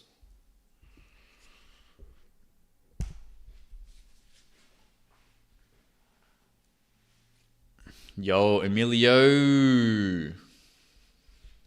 Legend. Hey, Tim. Morning, Doobie, and everyone. Call me Slythorn because I slept in. Hope everyone's crushing it today. Hey, I can't even be mad at you because yesterday I slept in, and it's kind of why I didn't live stream.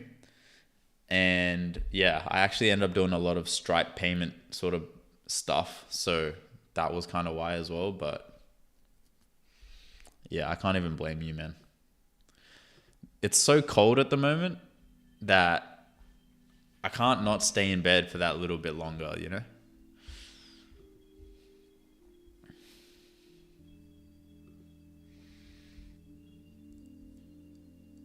Oh, see, that's clean.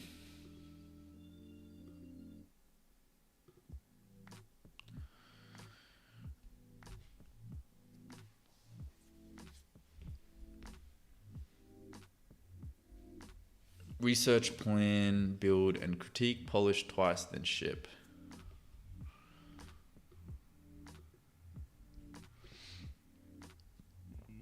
Demo now auto cycles workflows every 4.5 seconds. Can we have the demo cycle through every workflow every 7 to 8 seconds? 4.5 is a bit short.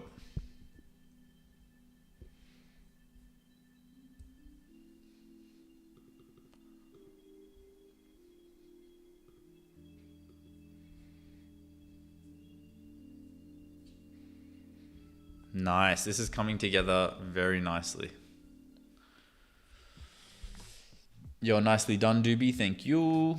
I feel you. We're getting as low as 5 degrees next week. Rough. Dude, that is actually really rough. You know, as someone who actually enjoys winter, getting into it is actually quite annoying. But I actually love winter. Compared to summer, I've always been a winter person. Like, I don't know. I like kind of rugging up rather than sitting there and sweating. We're at 53% on Claude design.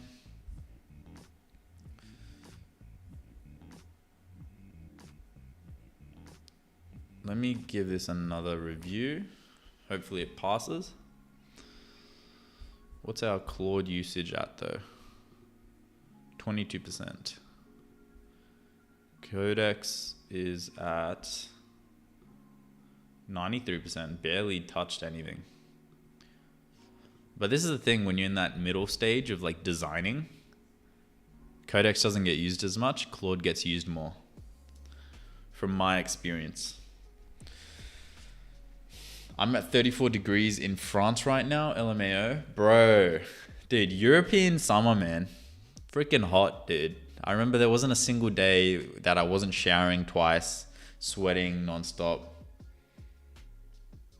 Hey Doobie, when you're designing website, do you use Claude Code or Claude Design? I use Claude Design, as you can see here. I'm designing this website currently. The way I look at Claude Design is you're basically doing a long planning phase. And this really helps you pinpoint what it is that you're after.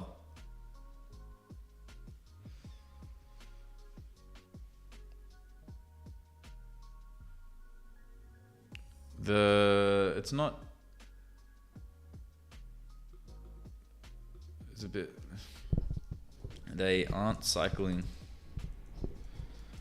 through every 7 seconds. Still feels like 4.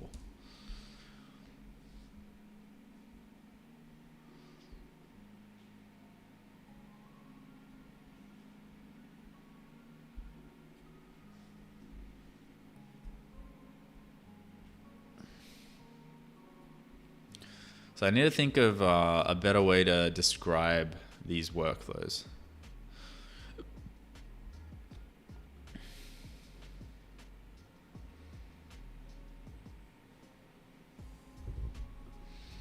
Also, if a user manually clicks on a specific workflow, then the cycling should just stop.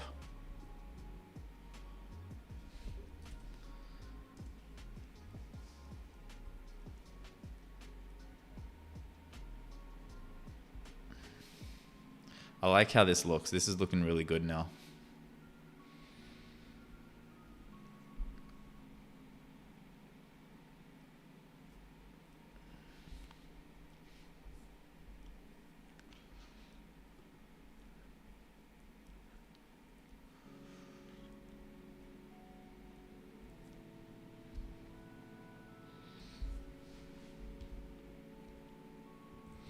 I want to add a element that allows for cron jobs, and basically it is a timer element where the user can trigger the workflow to occur at a certain time. So for example, it can pick like 6 a.m. every Monday, or it can pick 6 a.m. every day, weekly, fortnightly, monthly.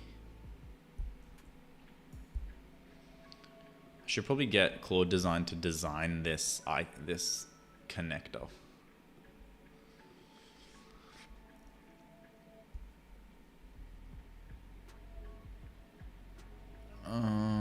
We can go maybe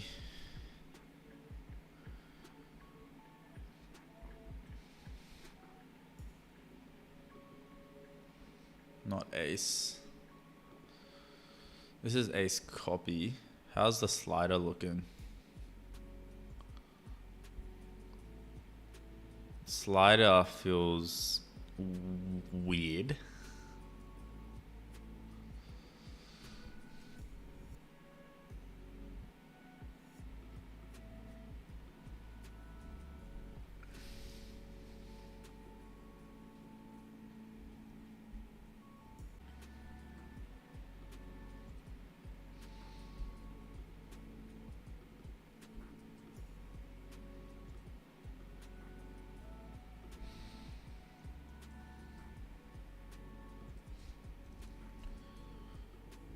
Inside of the Ace Canvas app, help design a cron job element.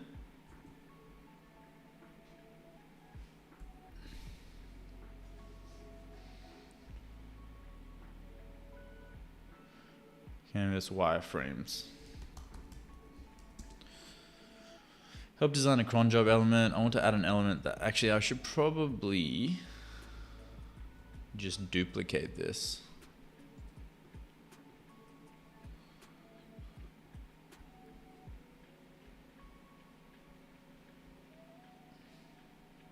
I got a sub from Claude last week. Just burned all usage on Claude Design in 2 days. Yeah, dude, the Claude Design usage gets eaten up very quickly.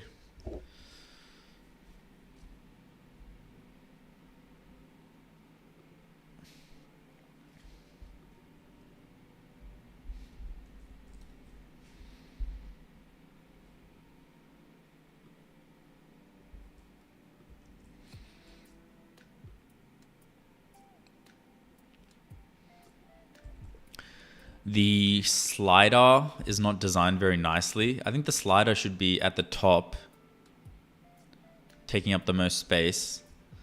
And then the team size should be a smaller element on the right-hand side, and the slider is on the left-hand side.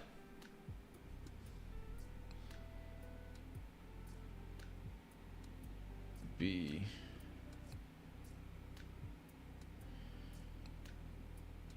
taking up,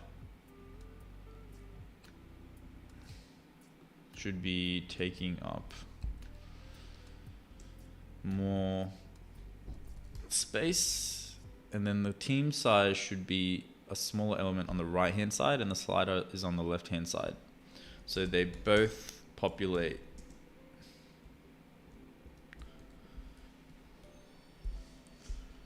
half each. The slider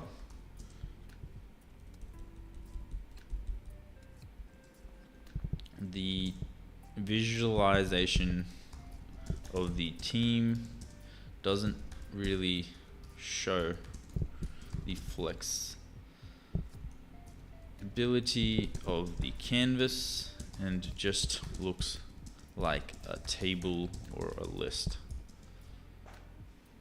I preferred the previous design. Please provide 5 alternatives on what the visual can look like for the slider. All right, let's see how that goes.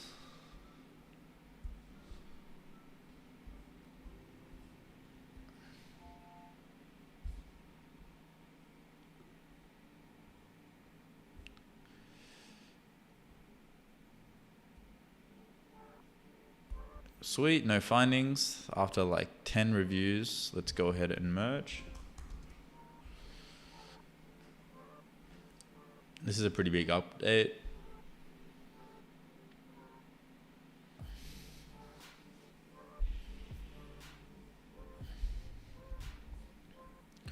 What does save as template do?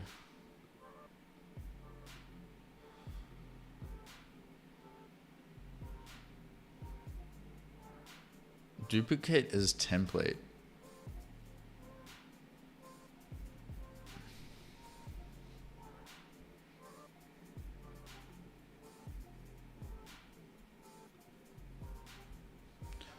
So where did they put this?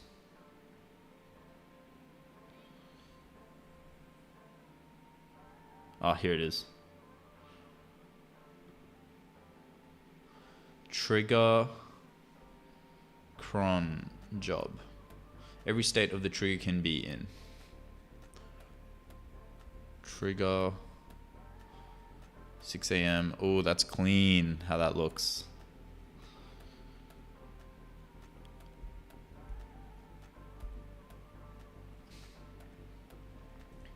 Can we remove everything on the wireframe except for the trigger cron job wireframes? And for the customize option, can we just make it daily, weekly, or monthly?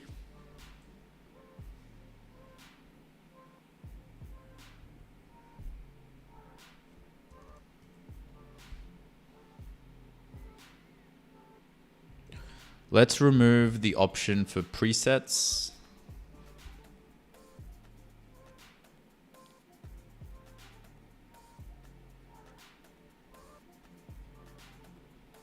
I really like. See, this is why I like Claude Design, because it just does it, you know? And now I can see visually, okay, this is what it's going to look like when I chuck it into the app. It greatly reduces my debugging time if I spend a bit more time planning and designing. Do you use Opus or Sonnet when you're designing? I'm using Opus, I believe.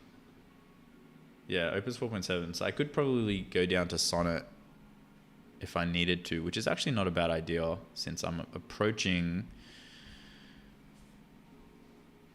capacity. When does it reset? Resets Tuesday, 11 p.m. So not until next week. Kind of using up all my Claude designed tokens in one day.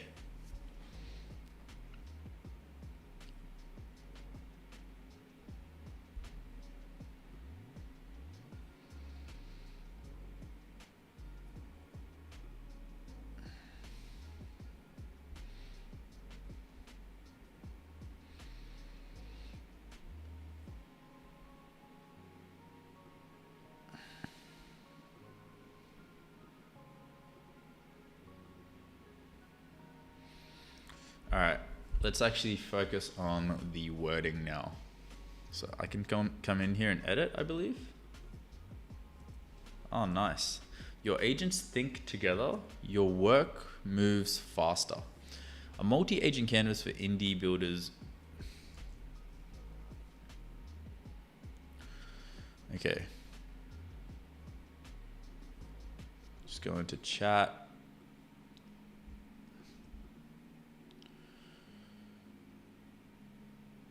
Add tab to new split screen. Yes. Let's remove this. Remove this. I can't remove that. Okay.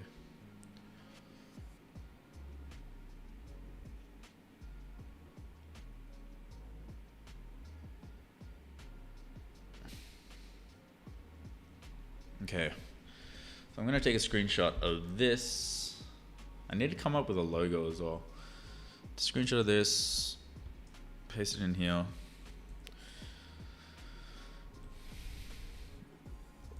Give me alternative options for the title and header of the website, as well as copy for that one-liner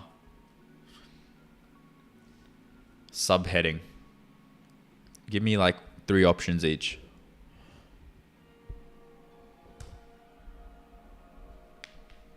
The website looks phenomenal. Thank you, bro. Been working on it for a while. Your AI team ships while you sleep. Build with a team of AI agents. Your agents work like a startup. One prompt, multiple minds. Spin up Claude, GPT, and Gemini on a shared canvas. Watch them debate, plan, and build together. That's not bad. I like that. Assign AI agents to the same task and let them collaborate in real time. That's nice. Turn one AI into an actual workflow. Multiple agents, shared context. I kind of like that.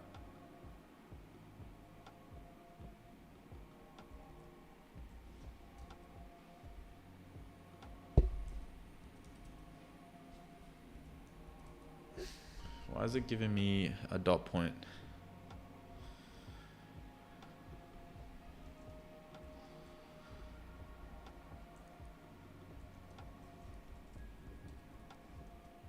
Assign AI agents to the same task and let them collaborate in real time.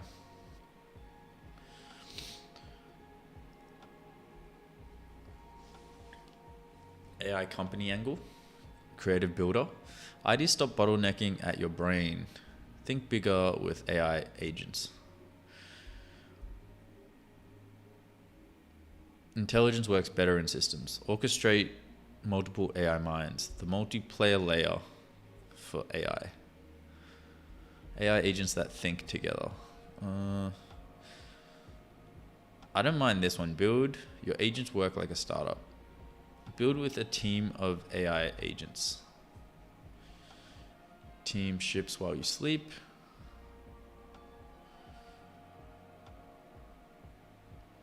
Ideas stop. Intelligence works better in systems. How many days you've been working on this website? Probably maybe 2-3 days. Your AI team ships while you sleep.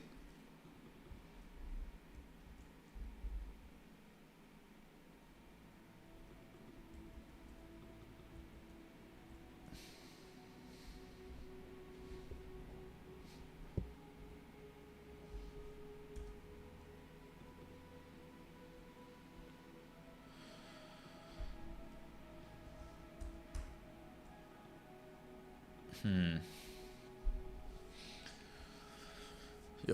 Build with a team of AI agents. Your agents work, one prompt.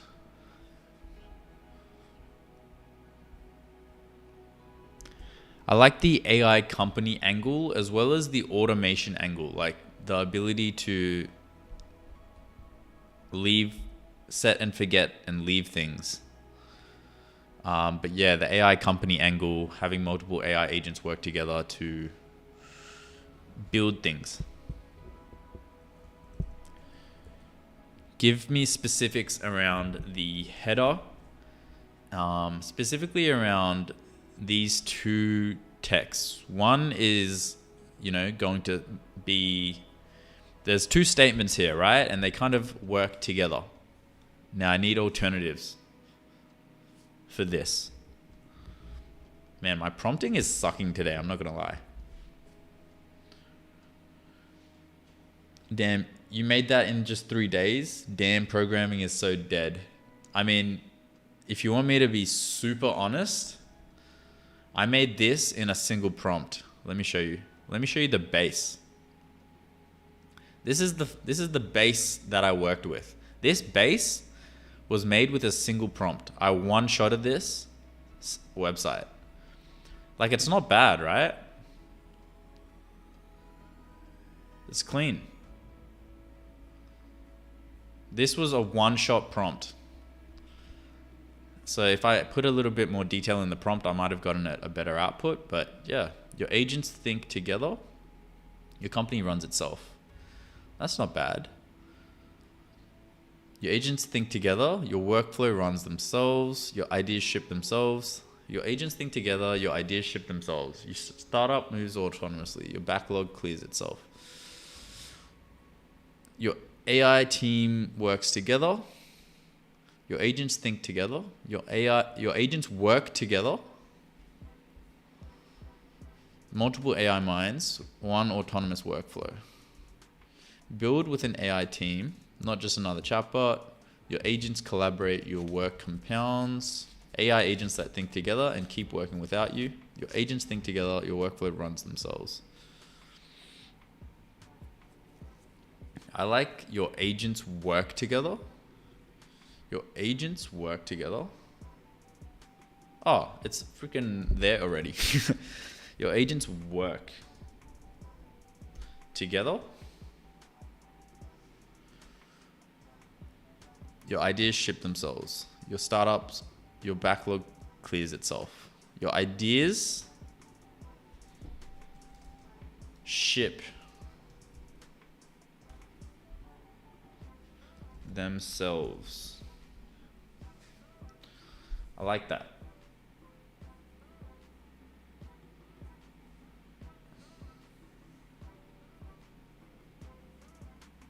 Your agents work together, your ideas ship themselves.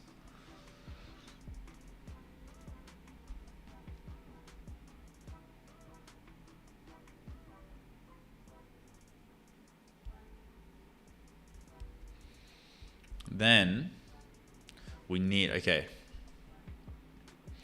now that we've got that sorted, we need a one-liner to help properly explain the different workflows that we're showing here.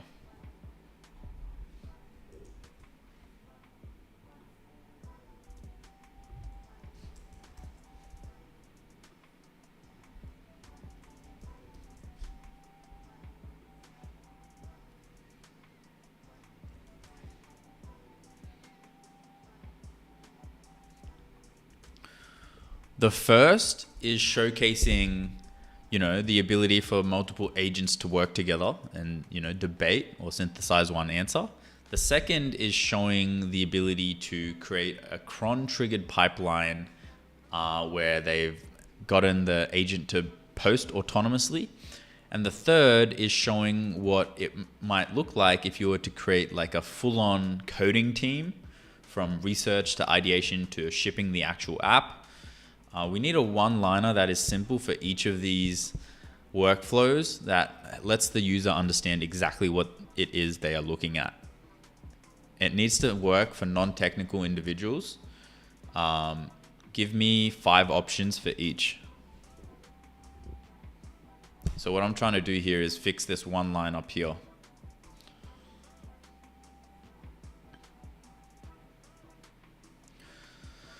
Three AI agents debate the task, then combine their best ideas into one answer.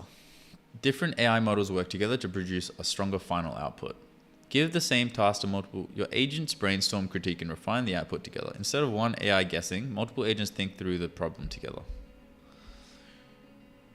Debate the task, then combine their best ideas into one answer. I like that.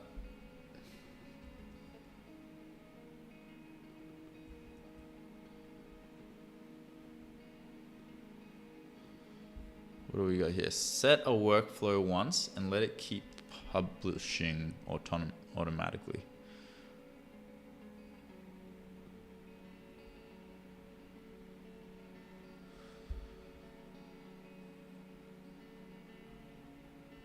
Three AI agents debate the problem, then combine their best. Okay, I think rather than that, what I can do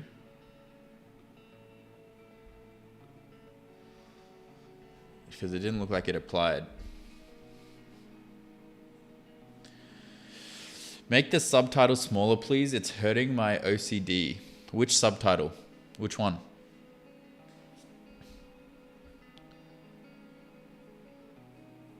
Is it this one? G's World. Which one are you talking about?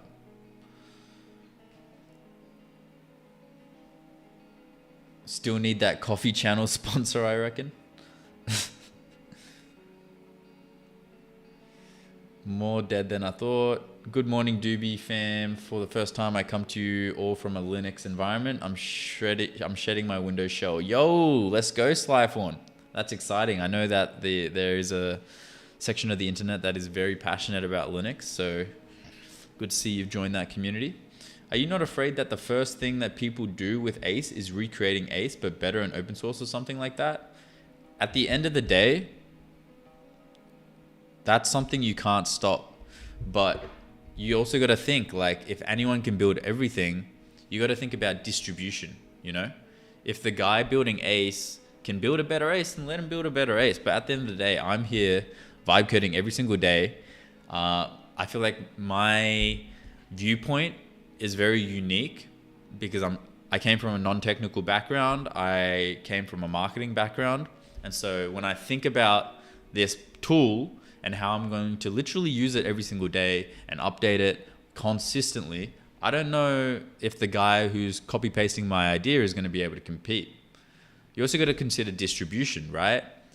If this is the frontier tool because, you know, I put my name on it, I'm pushing it across all of my content and social media, I think quickly the copy pastes get drowned out. And you know, there's always going to be copy paste. Like even Claude Design has an open source version called Claude Flow or Claude Art or something like that, which is basically just Claude Design, but you can use your Claude subscription. And look, it's all good. It's competition at the end of the day. It'll help me push my own products forward, seeing what they've done differently. I'm not afraid at all.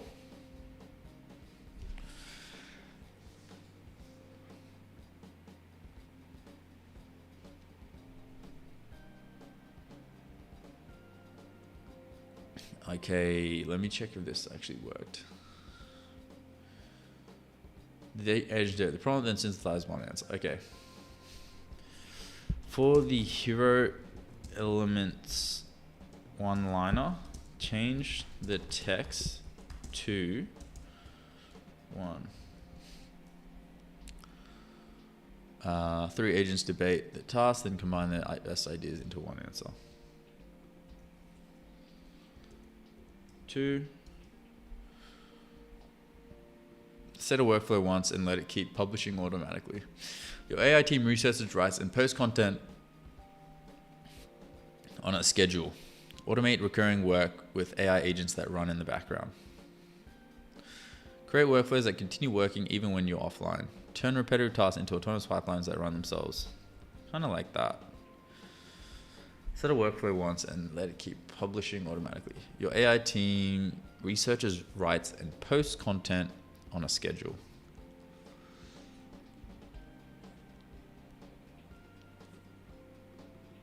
Automate recurring work with AI agents that run in the background.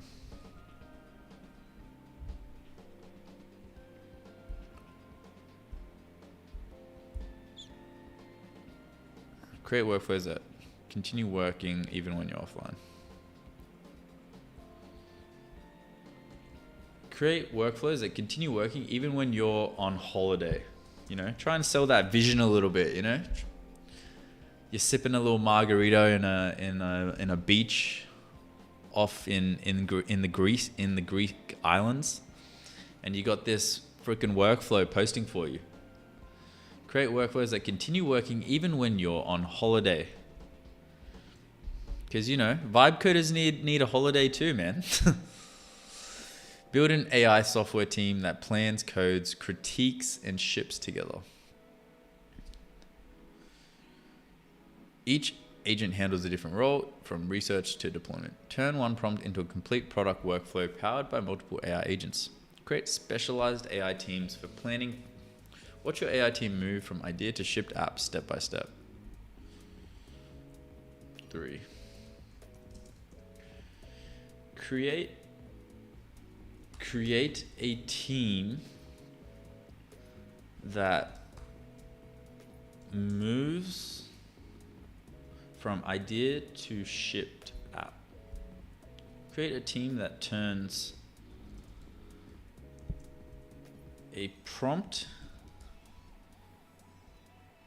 into a shipped app, step by step. Create a team that turns a prompt into a shipped app. Create a team that plans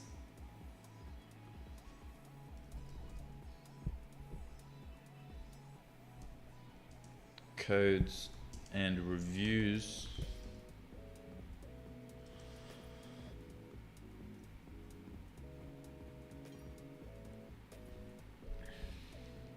create a team that ships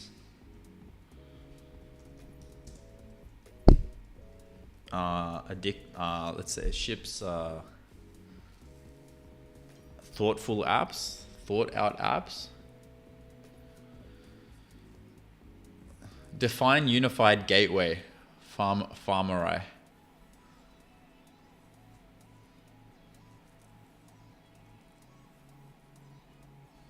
Got to keep eye on the stream for stats. Appreciate you, Tim. Good luck on your meeting.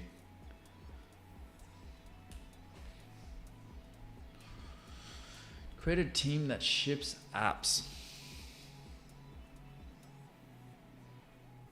Create a team that creates specialized AI teammates for planning, coding, reviewing, and maybe we do something like this. Create specialized AI teams mates for planning, coding, reviewing, and shipping. Coding, reviewing, and shipping apps. Create specialized AI teammates for planning, coding, reviewing, and shipping apps. All right. For the hero element, one-liner, change the text to, there we go. Open router for your different agents. No. What's different about my tool is that it actually downloads onto your Mac device, so you can use your subscription for Codex or Claude or whatever to use the app. That's kind of one of the highlights.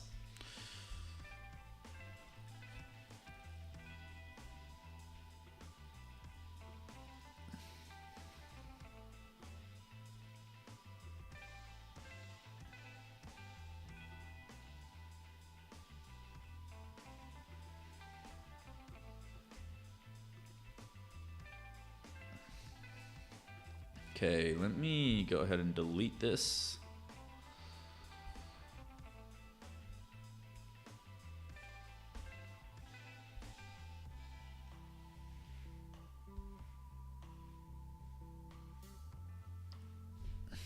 Doobie, for the animation on the website, it's a bit fast, no? I feel it's a bit too speed to read it properly. You mean like the way it like goes between each slide automatically? I do agree with you. I think I'm going to tweak it. I'm not too fussed about it being too fast here, because when I actually ship this over to Codex, I can just prompt Codex and say, hey, can you make this longer, and just kind of eye it. Right now, I feel like the timing isn't gonna really matter, since the shipped product is going to have probably some tinkering that I'm gonna need to do, if that makes sense. This looks, okay, so we got 5 different options here.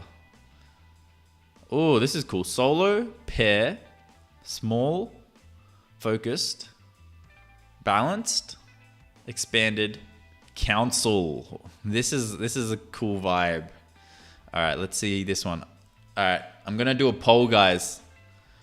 We've got A, B, C, D, E. Wait, what? Yeah, so we got A, B, C, D, E. In terms of sliders, I want you guys to let me know which one you think is the best. I'll go through each one, all right?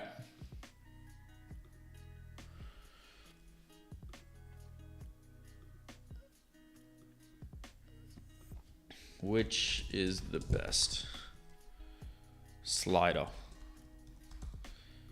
A, B, C, D. Oh, wait, I can only do 4. A, B, C, D. All right, well, comment E if you think E. All right. So this is A. Let me show you. So this is A. How big should your team be? And it's pretty cool. I like that it has the little kind of text down here. Yeah, it's not bad. Obviously dynamic, pretty cool. This is B. How big should your team be? Ooh, B is cool. I like that it's circular. It still takes on the small, focused, balanced, expanded council vibe, which is cool. I actually rate that. This is actually really neat. The way that it fans out, low key, B is winning for me. All right, C is interesting. Okay. C, you got boom, boom, boom, boom, boom, boom. Okay. I mean, it explains it nicely. Visually, I feel like you can kind of see what it's trying to do. If I had to pick, I think B is still better than C though. The circular motion is cooler. I like that this brings in the loop though. I don't think B brought in that loop, did it? Yeah. Okay. Then we've got this one, which is just, I kind of don't mind this as well. Bento vibe, where it's like takes up the amount of space. It's kind of a cool vibe. That's a cool vibe. I like that. What do we got here? Interesting. Topology. I don't love this one. I don't love this one. What's this one? And this is just back to A.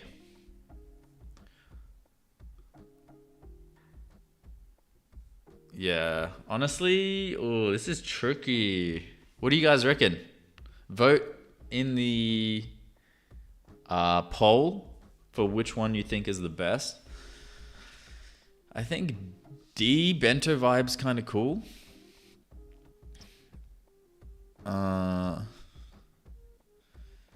Bento Vibe is cool. I like this, but it doesn't, this one's not bad. Like what we could do is we could move this up here and then have this down here, and it kind of expands out this whole section.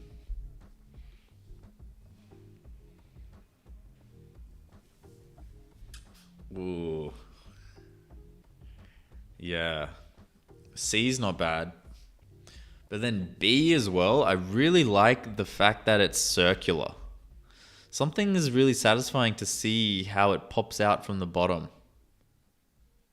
You see that? Like there's something real satisfying about that. D or E, interesting. And then obviously you've just got the normal one. I mean, what's cool about this one is you can see it actually brings in the stages.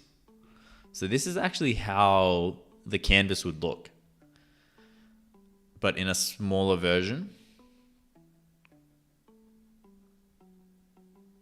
Like if A had arrows connecting the stages, I might even prefer A. B feels the most symmetrical.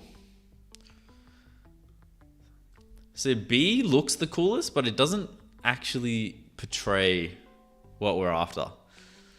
But does it need to? Like, it just needs to look cool, right? Like, like fuck it. Okay, man, this is actually really tricky. This is actually really tricky. I think I might do some prompting.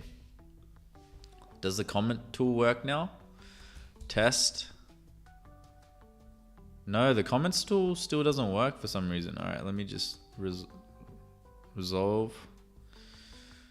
And I'll just go ahead and prompt it. Regarding the slider changes, I want to make some tweaks.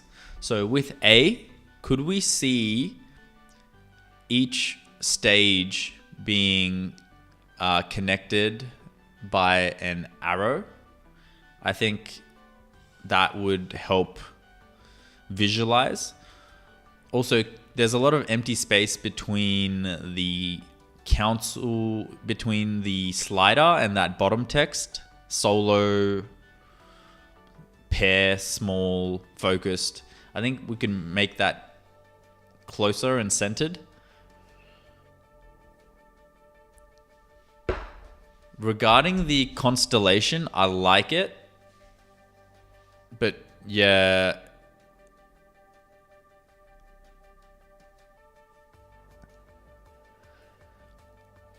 I think if we could have arrows pointing out from mission into the projects or into the AI agents.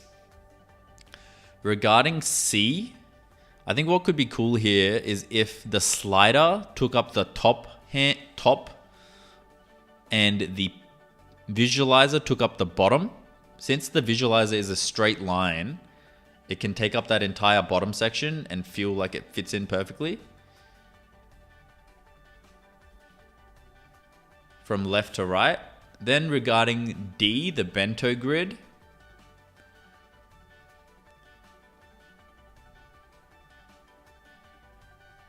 This is pretty clean. I think, yeah, if the slider was at the bottom and the bento grid took up that entire top section. So the bento is on top, slider is below it, and then kind of reducing the bezel of the bento grid.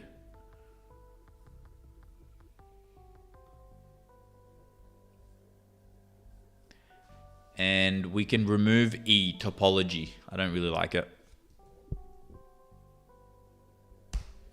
Let's see if that works. Doobie, you said that with a better prompt, it's better. Can't you just put an AI that remakes a better prompt before sending to agents in ACE? Yeah, 100%. You can do that. I do have Whisper Flow polishing my annotation already.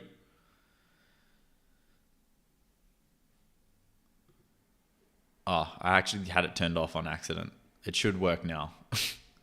But yeah.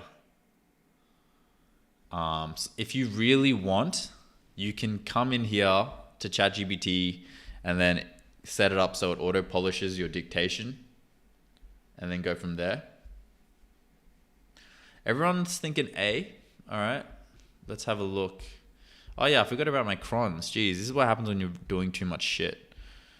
I'll call this cron element. So the cron timer.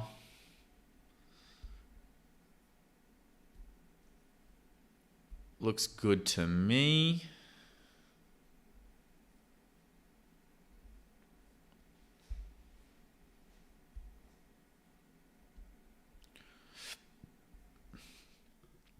Remove the sidebar menu, as this is different to how we have it right now, and it might confuse the AI agent.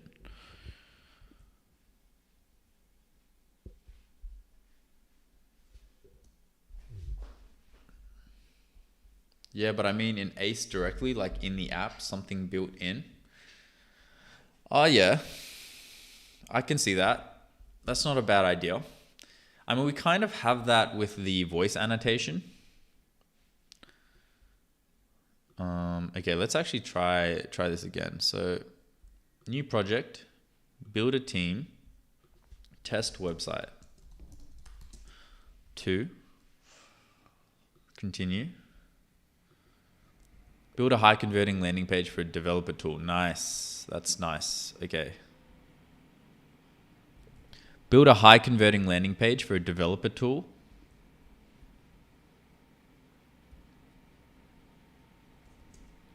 Just one page.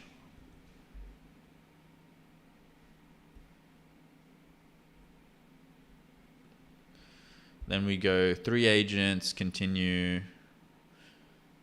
Frames the problem. Yes, yes, yes. All right, create project. All right, this is a good start.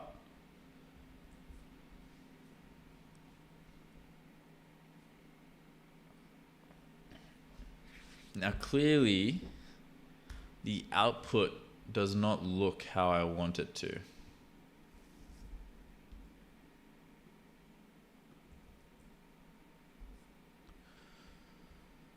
Compared to when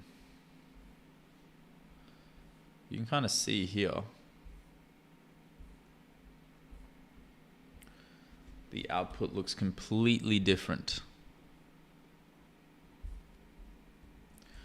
You can see the output in the app looks nothing like what I was looking for in the handoff provided. The output merges into the stage, almost like it is complementing it and a part of the stage, where in the current version, the output is still like this separate box.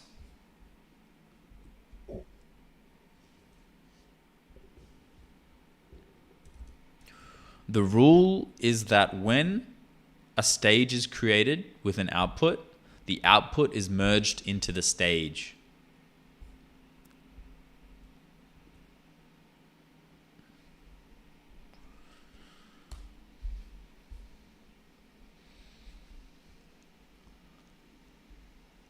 But let's see if it can finish the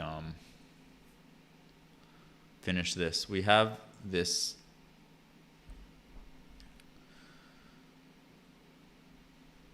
also here. You can see the loop is still there, even though there's this here.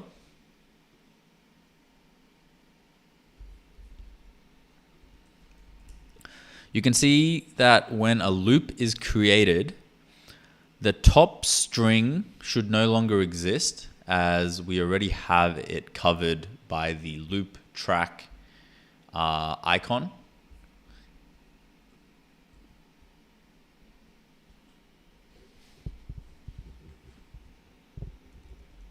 So the rule here should be that when a loop is configured, it gets this railway look with the radar radiation animation with the toggle, and the it shouldn't show the string that the user used to connect and create that loop.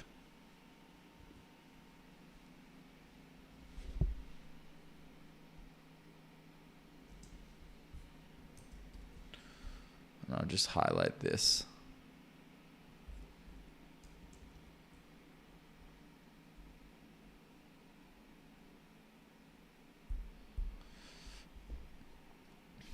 I'll let this run for a bit.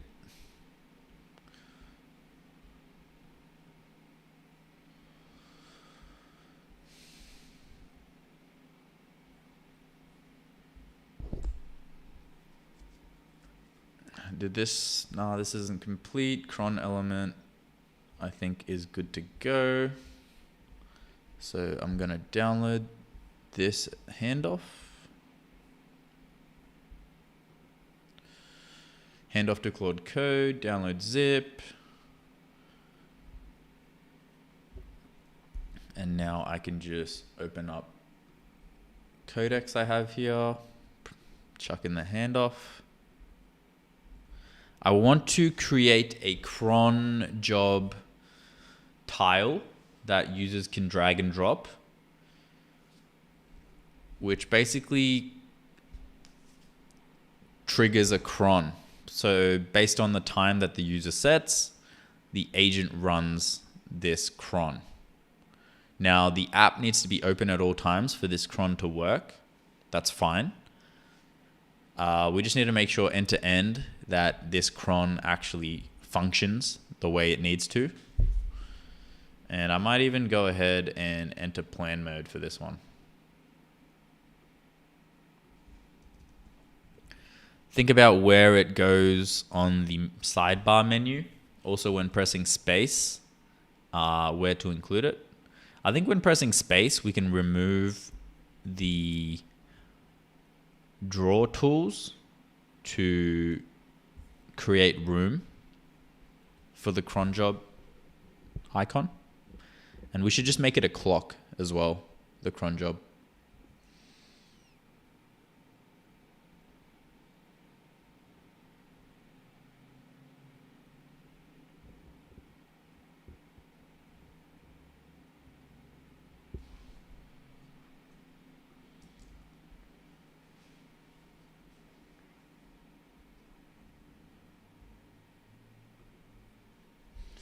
Cool. We got this error, which I'm going to screenshot.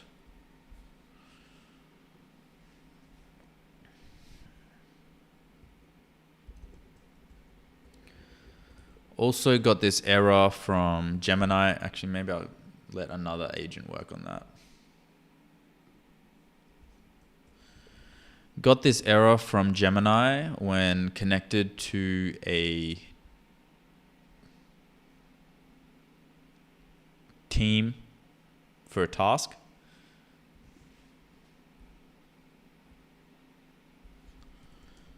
On a fresh board.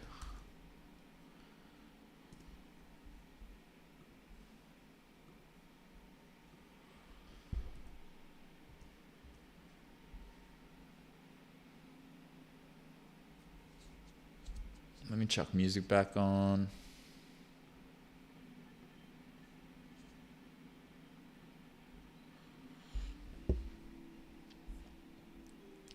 All right, we're creating the cron now. We're waiting on this to work.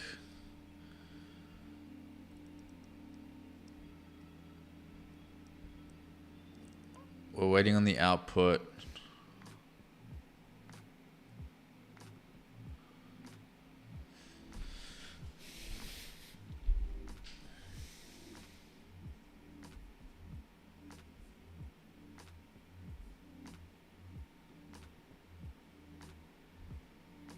I might even get someone else to...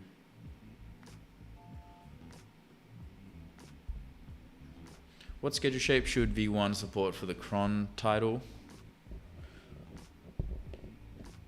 Daily, weekly, monthly. When the cron fires, what exactly should it run? Run the agent stages reachable from the cron tile's outgoing connections. What prompt should the scheduled agent run use?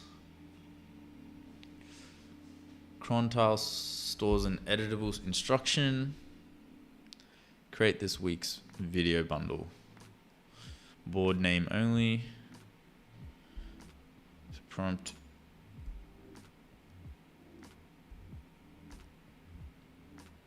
Tile prompt field. Okay. Yeah, we can do that. Done.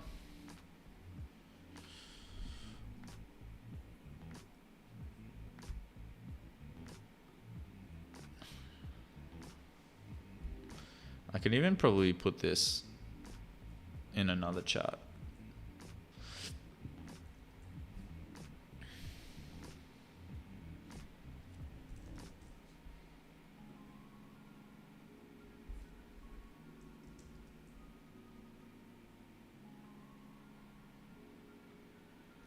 Yo, Tim, welcome back. Let's see if the... Okay, yeah, this is done. So now they've got the arrows.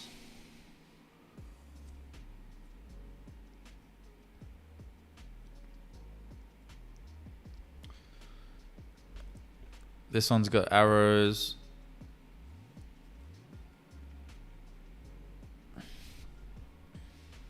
I kind of preferred it when it wasn't the arrows, hey, and it was just the dotted line. Should your team be? I mean, it can take up that entire space now.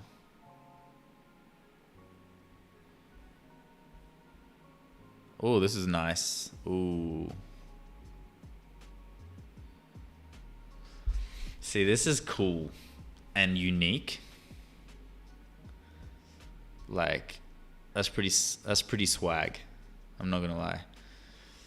The bento vibe is unique. I'm just trying to think, like, is it actually the best? I love the bento vibe only because it's different, you know? Like, low-key D kind of winning for me right now. Everyone's saying A? Really? Okay, I think we can narrow this down a little bit. I don't like A, I'll be honest with you. Oh, I kind of like that it shows the stages with the bento.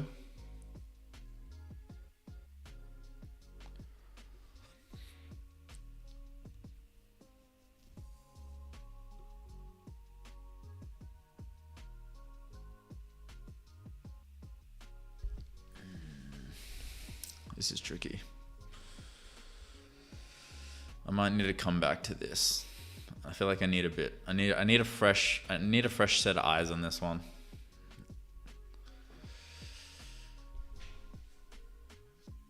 Research plan, build, critique, polish, twice, then ship.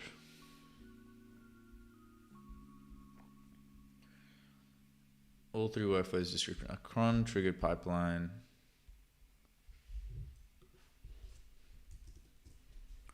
Doesn't look like it's changed. The descriptions for the top one-liner still look the same. Doesn't look like you changed anything.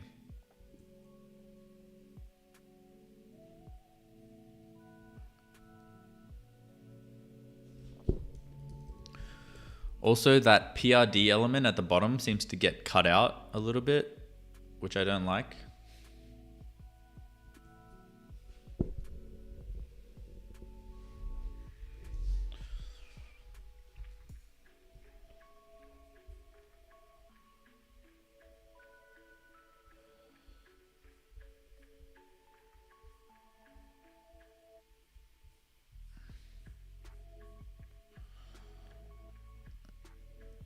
Just joined. Are you making a multi-agent system? Yes, I'm making an app that supports it so that anyone can do it themselves.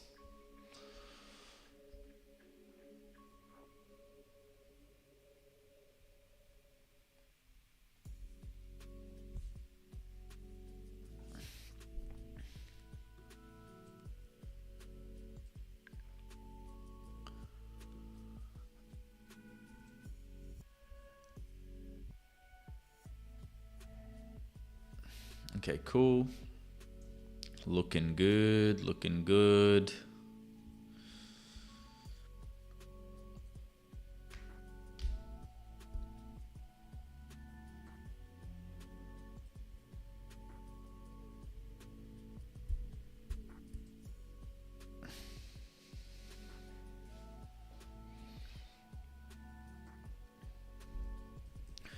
For this section, can we change the text to why pick one when you can pick all three? And it's just a mouse hovering over each one and then highlighting all of them. Like dragging and highlighting all of them.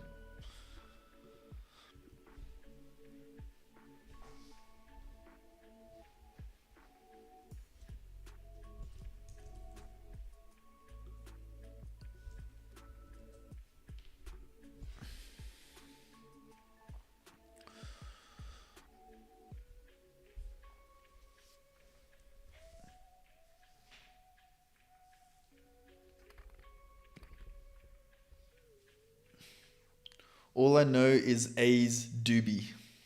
What up, silly lad? How you doing, brother? Welcome to the stream. Good to see you again.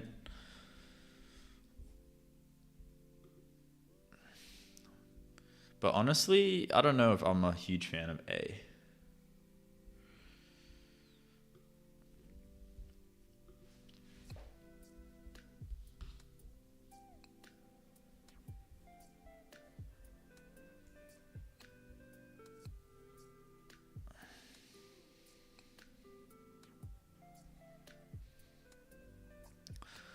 Might need to...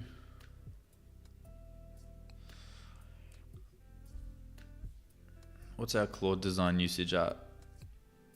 73%. We're getting close to our limit. We've done the cron element. We can remove this. Cron job tile.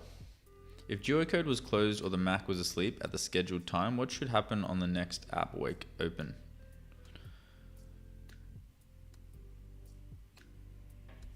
Do not backfill. If the workspace is already running when a cron fires, what should V1 do?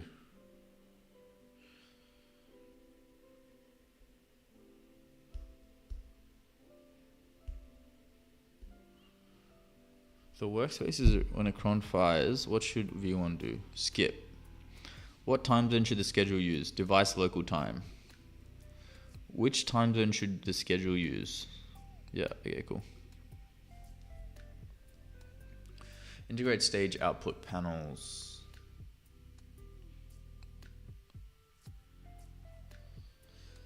Okay. I'll just go ahead and merge.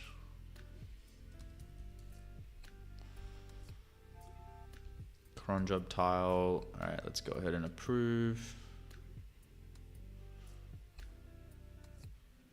Fix Gemini team show. I'll probably get a review on this. Did some vibe coding. I really like the caveman skill on Claude. Dude, yeah. Caveman cracks me up every time, man. Every time I use it, it's just funny. And it actually helps save tokens, so...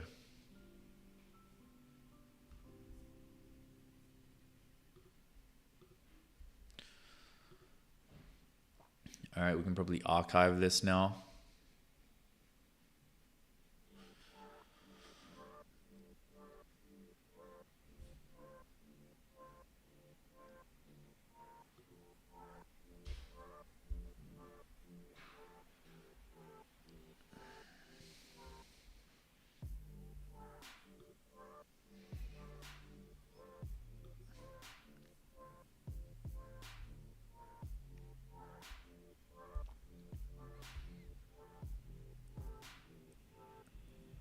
I think this is a good base. I think we're good to go. I'd like these to come down to whatever, but I think that's not bad. Hide loop edge. Did it merge already? It's merged already. Okay, continue. waiting on an update to pop up.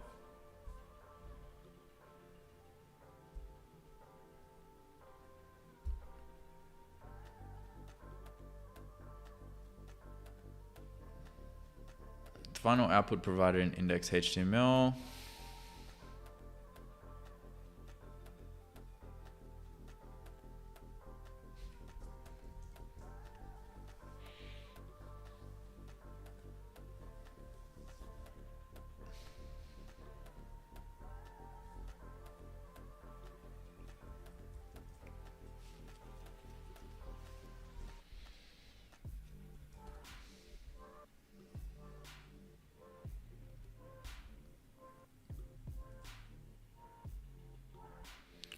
So I created a team to build me a website, and the final output looks like this. The final output should be the website. If we have 3 separate agents working on a prompt to build a website, then the user should expect to see a website at the end, not just a block of text. We want to go straight to the website. And if the website hasn't been created, then there's something wrong.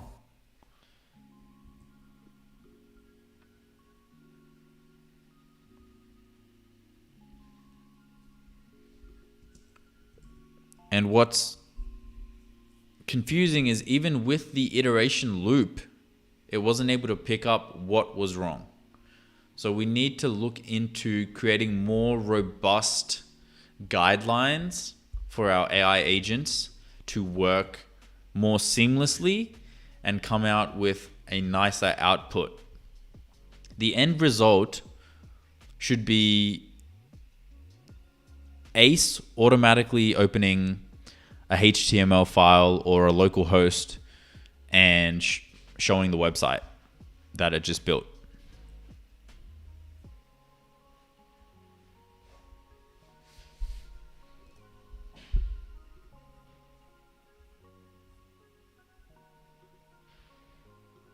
Merge this.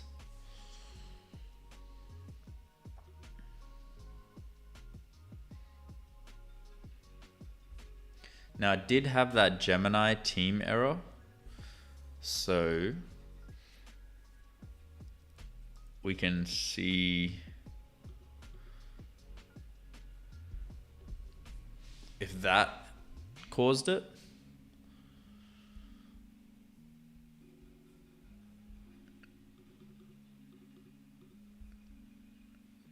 Why pick one when you can pick all 3?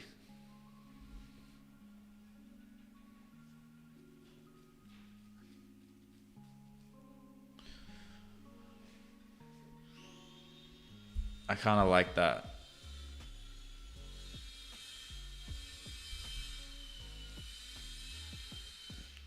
Yo, can you guys hear the construction that's happening outside? Jesus Christ, that's loud. Let me close the door.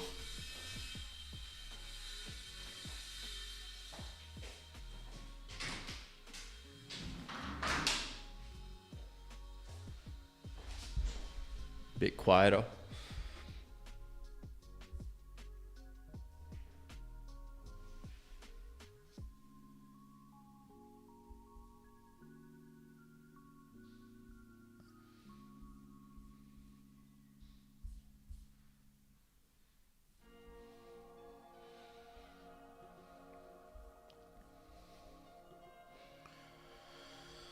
All right, I think we need to pick a slider. So we can start by eliminating. Let's actually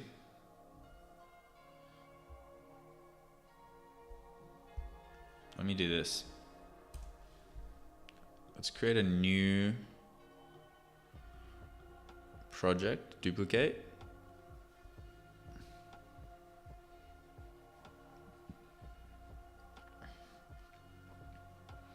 And then I'll call this slider plus onboarding. So what we're gonna do here,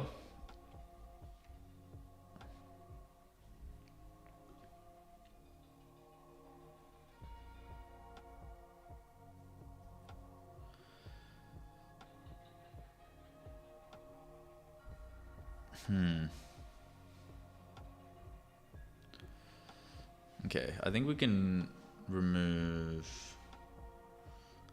A. I'm low-key leaning towards C. Yeah, I can see a few guys leaning towards C on the poll as well. No one really liking A that much. I mean D that much. A seems to be winning. Interesting.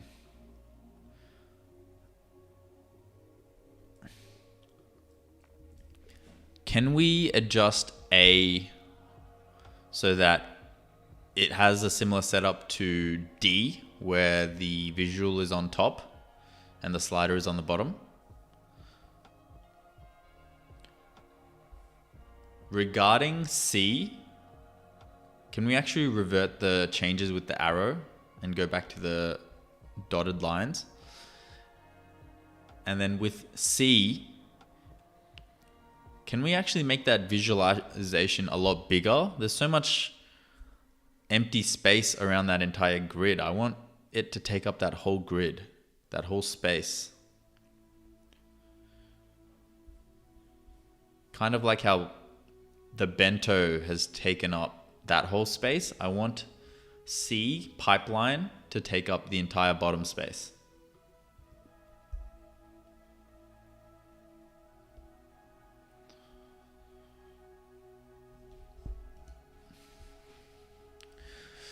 Yeah?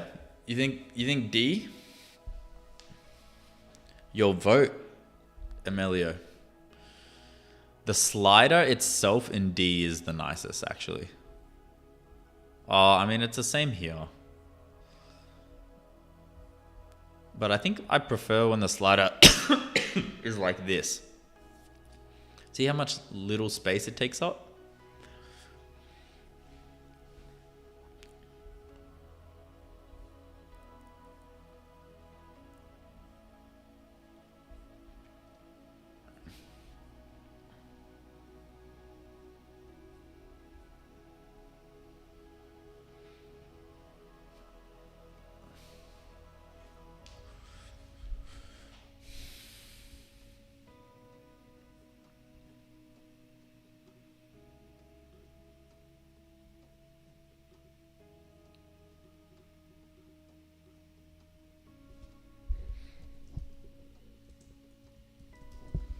One plan, everything.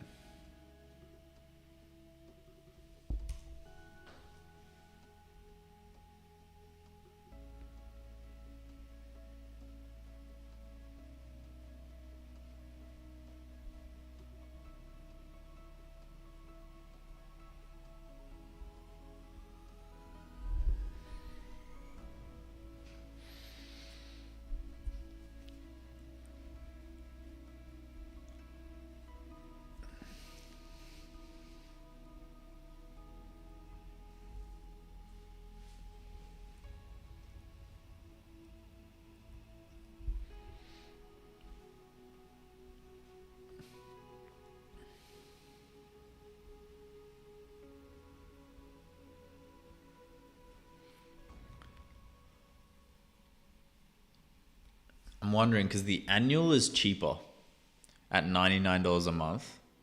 If we were to calculate that in monthly terms and show that number here instead, and then when they go to the paywall, they can see that it is an annual. And then they can switch in the paywall if they want.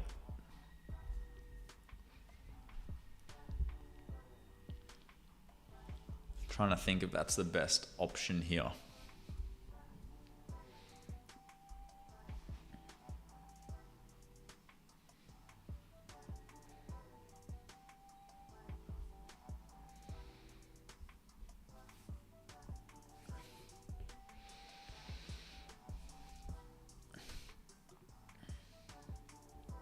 Okay, nice. This is done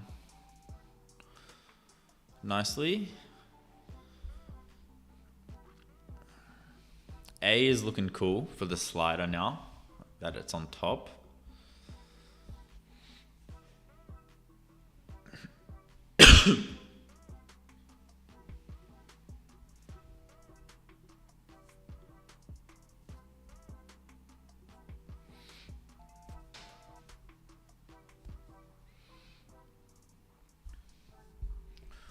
Let me check conductor, auto open, generated website previews. Is now auto detects plain generated websites en route.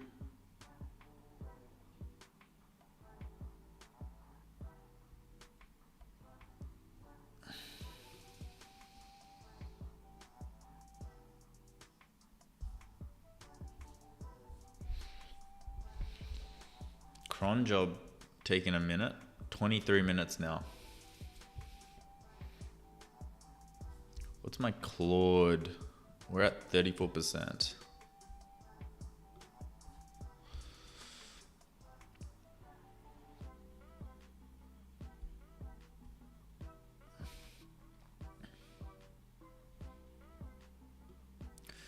Constellation's cool, but it doesn't show what we want.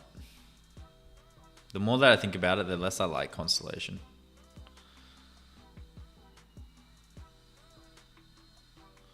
Seven doesn't even fit on the screen, jeez. Okay, I kind of like C now.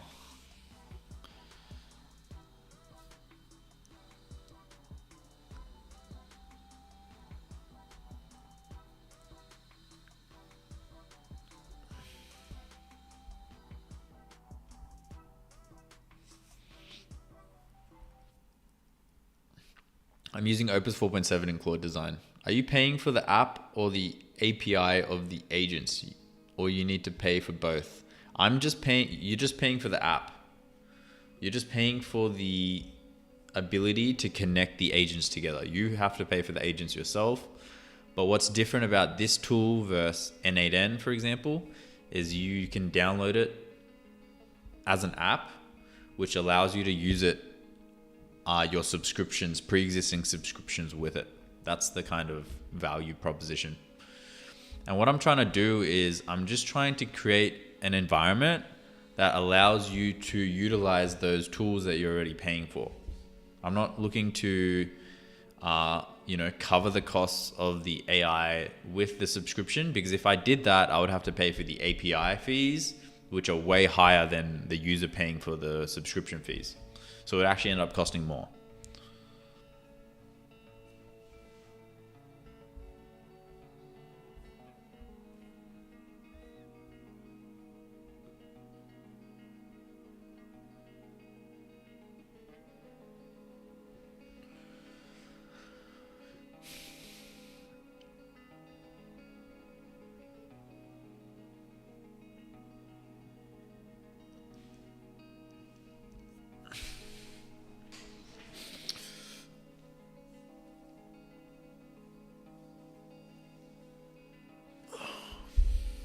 I kind of like Ace because it's showing the stages, right? Which is exactly how it would look on the canvas. All right, I think I need to eliminate 2. I'll eliminate D, which is the bento. Even though it looks the coolest, it doesn't fully explain and show what I want. So let's remove D and B. Let's remove D and B for the sliders.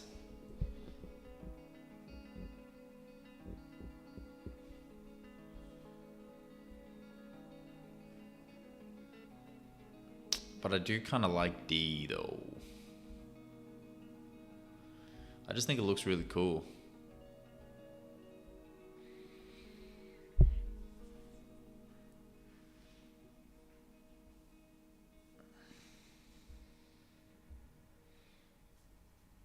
It doesn't need to be visually too accurate, because in the onboarding, the next step is literally picking. So I should just focus on making it visually cool. And I think bento, let's just remove B. Let's remove B from the sliders.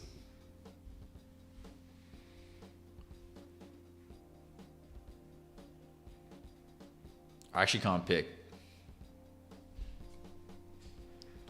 How are you lasting throughout the entire week for design using 4.7 with only the 5x plan? I am not lasting the entire week. My usage reset yesterday. So yeah, it usually only lasts like one or two sessions.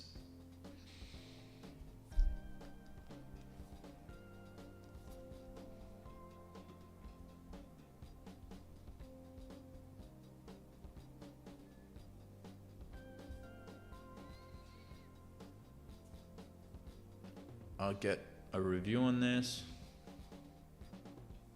No findings to flag. I can merge.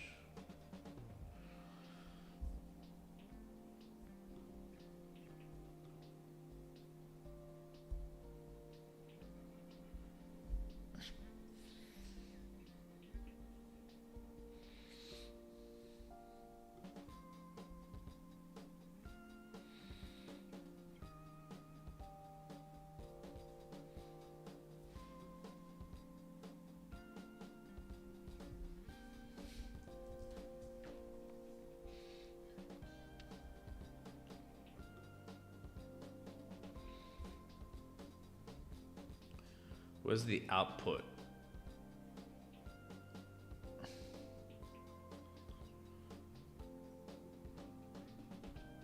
Was it this one? The output was maybe, where is the output box?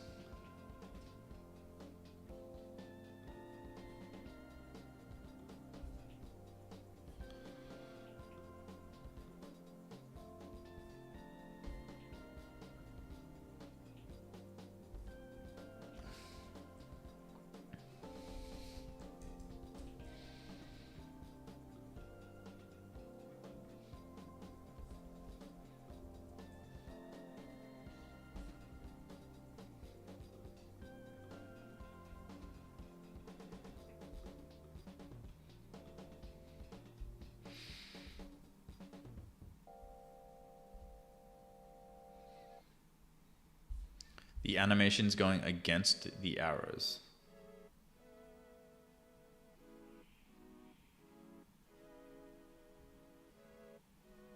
Like this one. Yeah, the loop isn't actually how I want it to look.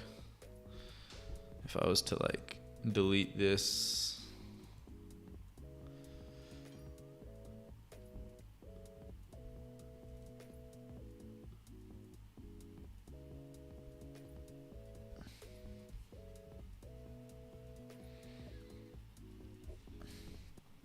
The output block doesn't look like how I want it to look.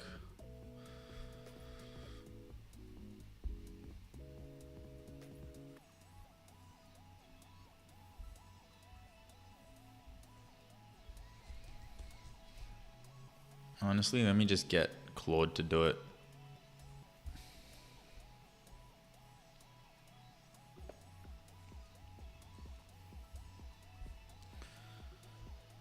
Let me see if Claude's better.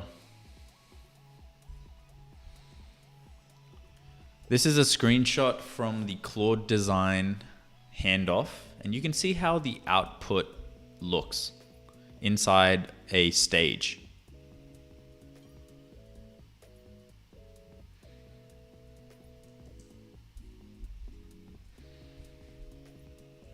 It is integrated into the size of the stage, and it sits snugly in there, taking up the bottom section of the stage. However, when implemented onto the live app, it has come out like this.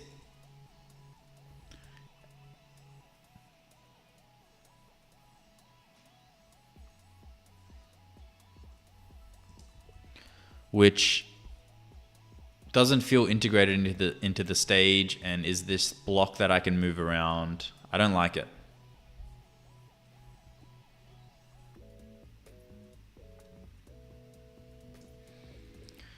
I think we can remove the arrow that connects from the agent to the output block, because if it's inside a stage, you can kind of already determine that those agents are talking with the output block.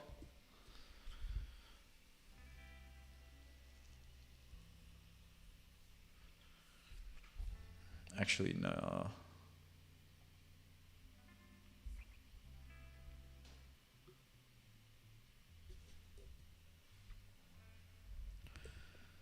I also don't like how the output block links to the next stage with an arrow from the output block. I think it's fair to just connect an arrow from the stage to the next stage, as that will look cleaner.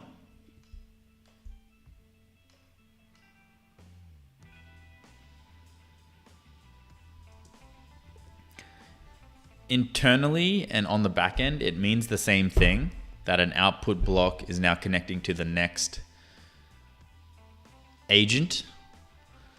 But visually, it just looks like a stage is connecting to the next stage.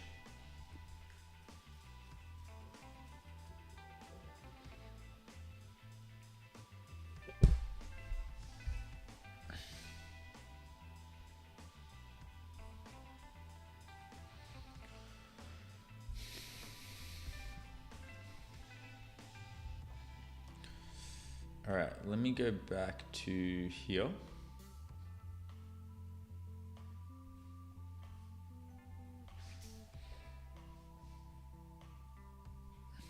Geez, that's weird.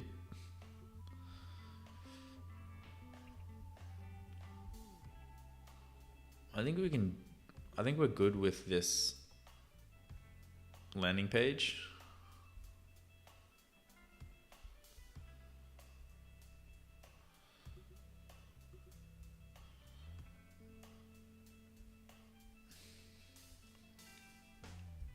All right, I'm gonna download it. Hand off to Claude Code. And this is a landing page.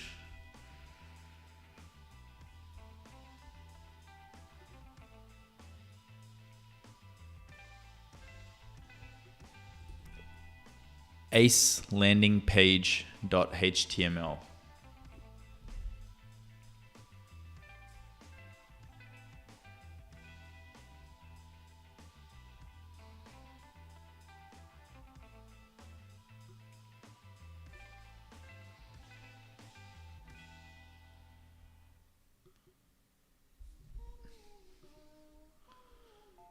All right, let's get here.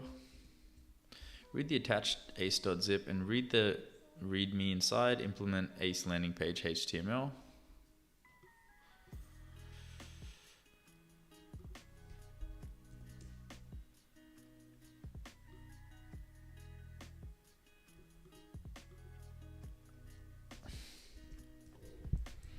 When done, connect it to our domain URL. All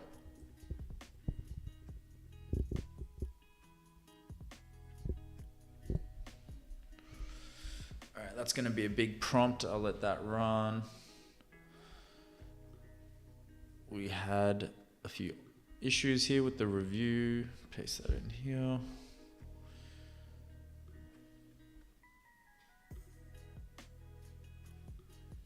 Copy pasting works now. Loop string. I don't know if it got updated yet. I'll wait. Did we merge this? Can't remember.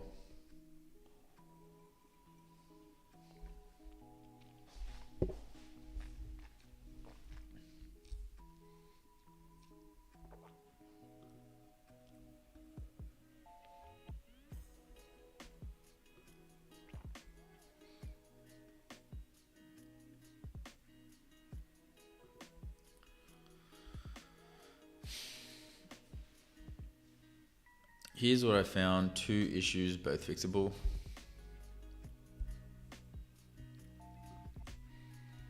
Please implement.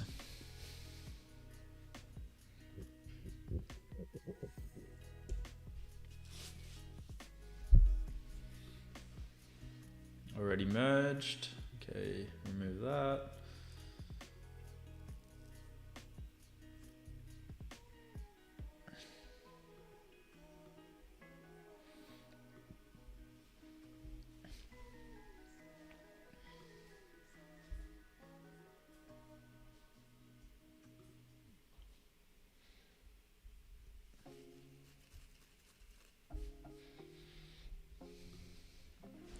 Okay. So we're building the landing page now. So we can exit out of here and we can just focus on the slider.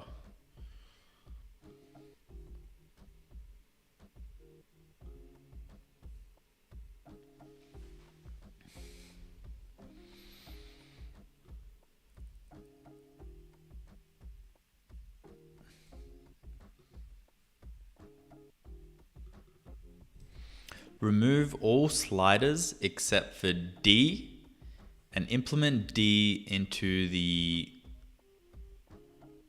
onboarding workflow wireframes.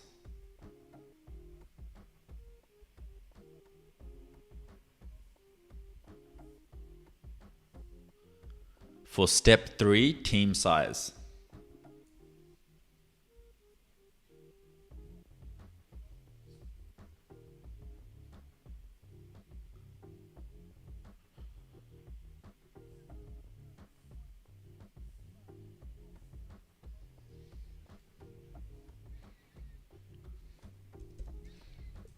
Also remove stages iteration track wireframes and onboarding V1 original for comparison wireframes.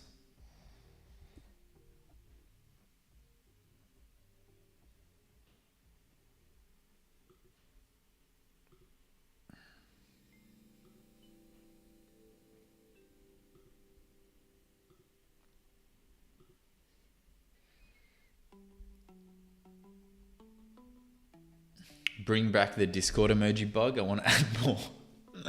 Hey, bro, that's Vince, bro. Vince is party pooping for you, brother.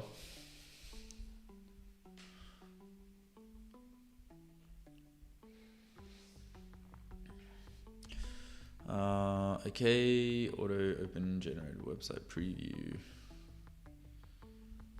Is this merged? Let me just double check.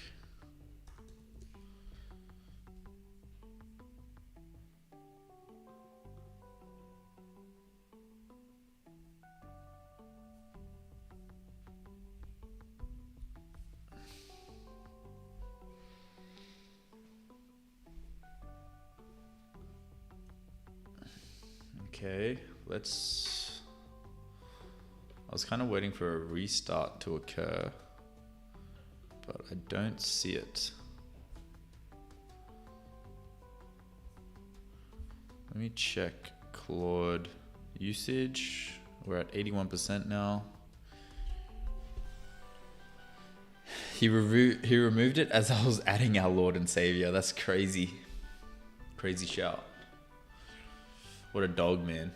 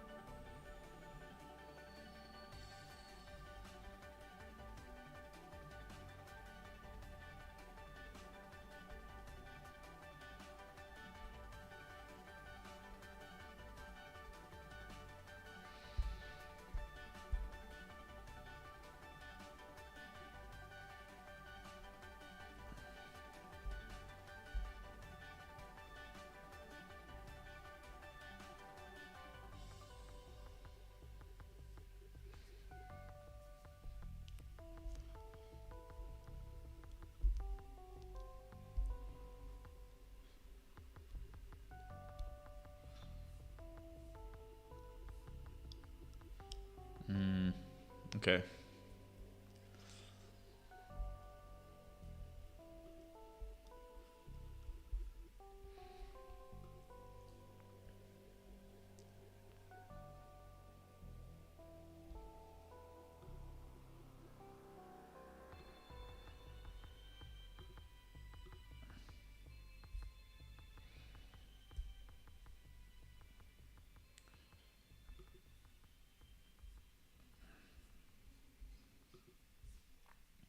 I think we're pretty good on implementing this new onboarding.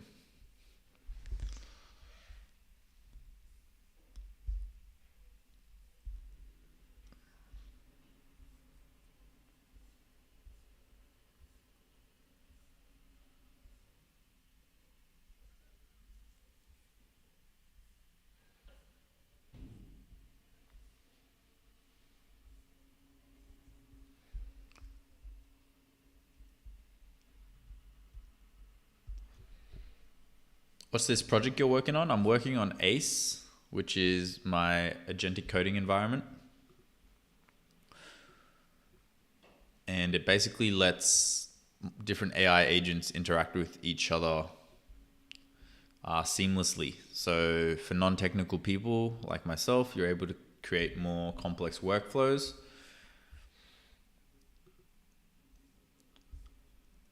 Like loops, agent teams,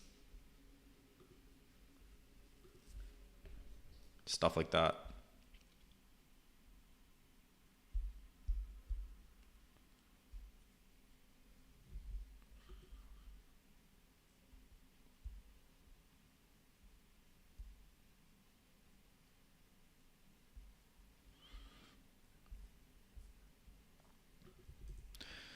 Let's just use, I want you to build the website and then we connect the website to GoDaddy. I don't want to use the website builder inside GoDaddy.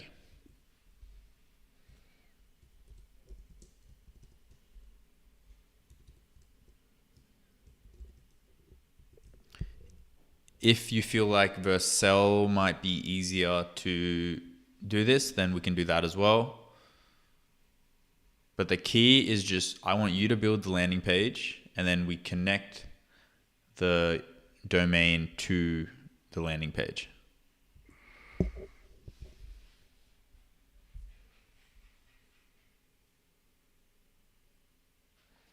Got to use Vincent's furthering design.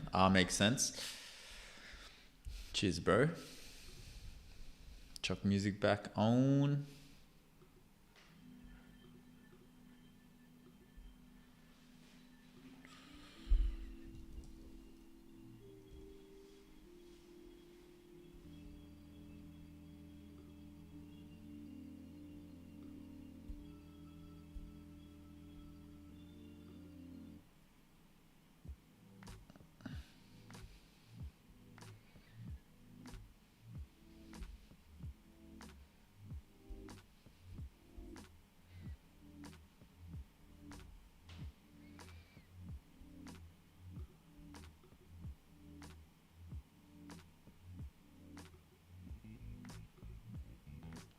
Nah, Cloudflare. Everyone always says Cloudflare, but I'm like, why Cloudflare? Like, why Cloudflare over Vercel?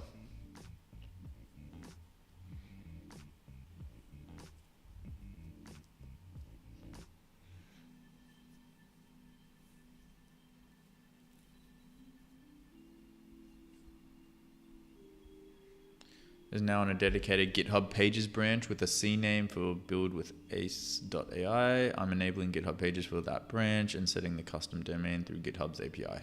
Dope. Looks like we're just using GitHub.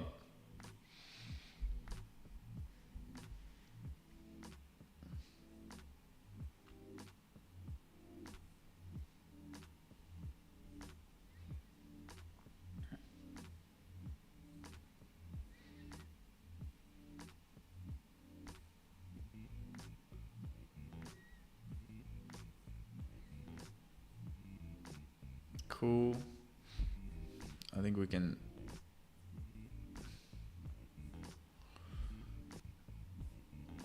How much have we got left? I'm on 84%. I think we can download this. I think it's good enough.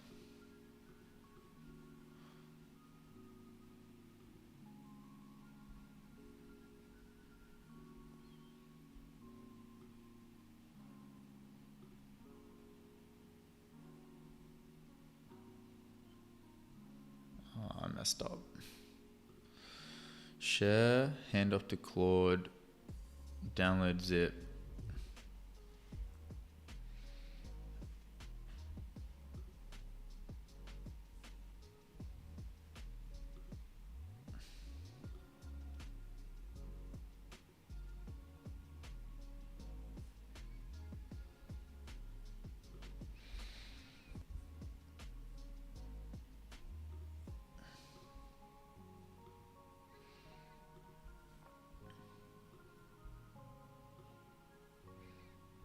Oh shit, I keep doing that.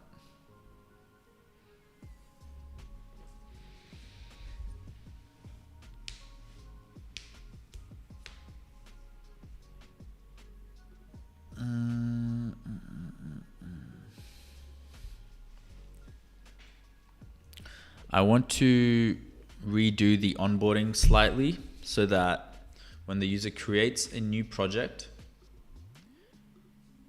they pick start from scratch or build a team.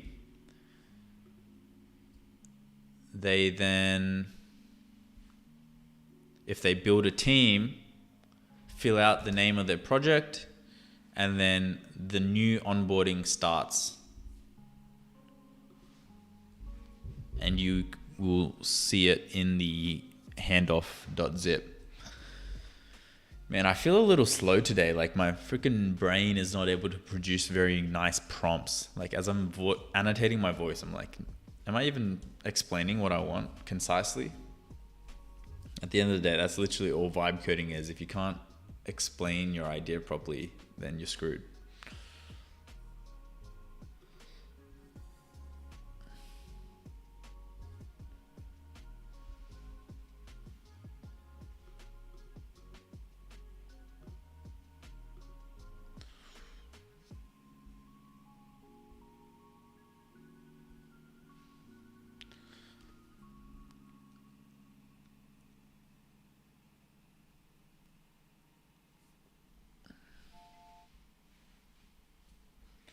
Cloudflare cheaper than using Vercel when you get users. Okay, good to know. You can always swap though, right? Like it's not that big of a deal when starting.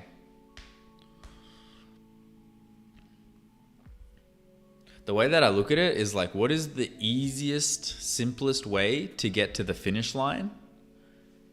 And then you worry about optimizations, you know, because you might get to the finish line and not get any customers. So what's the fastest way you can get to the finish line? Like get rid of all the BS like optimizations. Just get to the finish line first, because 99% of people aren't even going to get there. And then once you reach the finish line, it's like, okay, maybe Vercel's charging me too much for the amount of traffic that I'm getting. Let's switch to Cloudflare. You know what I mean? Like,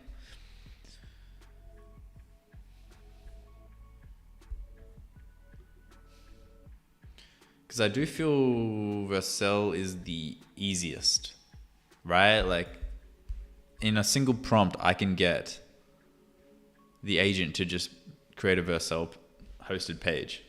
I don't even need an account, just from their free tier. Obviously you can't use a custom URL, but I think it's just the ease for me.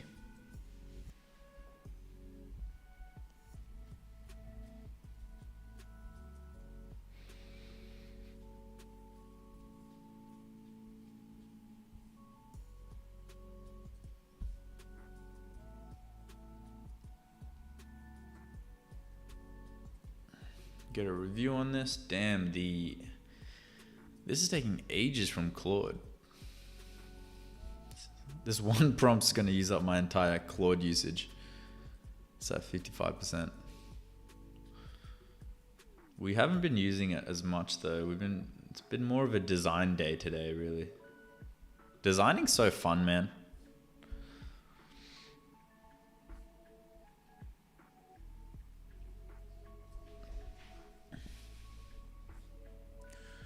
All right, well, I'll let this run. Yeah, good point. Most of my Cloudflare bias has come from Vince LMAO. There seems to be a reoccurring theme subject matter over the past few days. The balancing act of do the thing versus design the thing. I certainly get stuck in the design like most. Dude, I feel you, but like at the end of the day, if you just go straight to doing the thing, especially if it's a bit more complex, I'm going to find myself prompting a lot more after it's generated the output and like trying to debug it and fix it and get it into the shape that I want. Where with design and Claude Design, I can just design what I want, and it actually from one shot, it's good at one shots and gets there quicker. Like especially if it's a certain feature, like just before I was like, oh, I want to implement cron jobs. And so I literally just prompted Claude Design to create this cron element. And it went ahead and gave me all the elements that I needed, even what it would look like when expanded. And I'm like, yo, I don't think Codex would have done this good of a job. It's even used glass morphism. It's followed the design like brand of the app itself. And now I know, okay, I can hand this off to Codex and it's just going to be able to implement this. And maybe I need to give it 1 or 2 reviews, but it will implement this. And it's been working really well for me. I've been having to debug a lot less.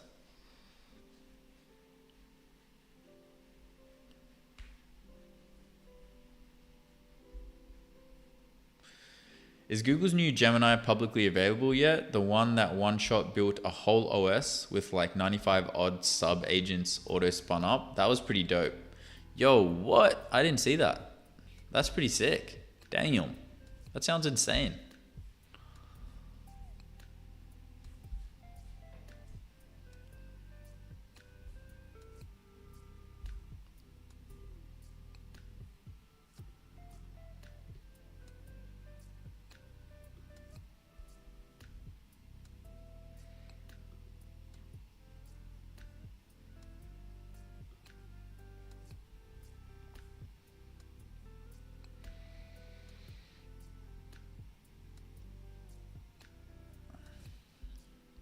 All right, yeah, all these prompts are going to take ages. All right, I'm going to wrap up the stream here, guys.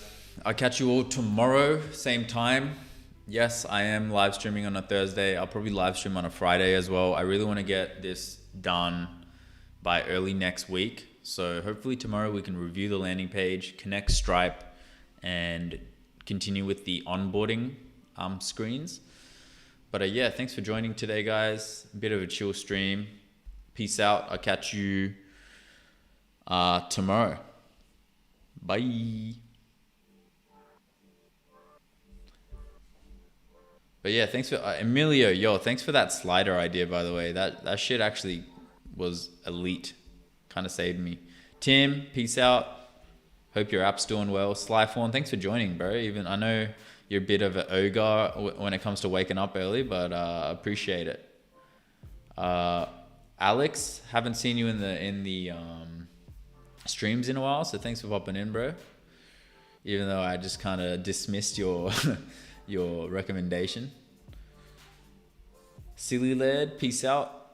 I'll catch you guys later. This is actually one of the longest average duration streams I've ever had. We're sitting at 8 minutes and 38 seconds. Usually a stream, the average duration is like 3 minutes. So we're at 8 minutes and 38 seconds today, which is kind of cool. Yeah, I can even show you guys. So I don't know if that's gonna like do anything in terms of, I guess, getting the stream pushed. But that's interesting to see. Definitely lower on the concurrent viewer, but maybe that's because it's just the core community watching this time around. I noticed when there's more concurrent viewers, this is definitely lower. So yeah, interesting for sure. But yeah, all right, I'll catch you guys. Peace out. See you all tomorrow, same time. Bye.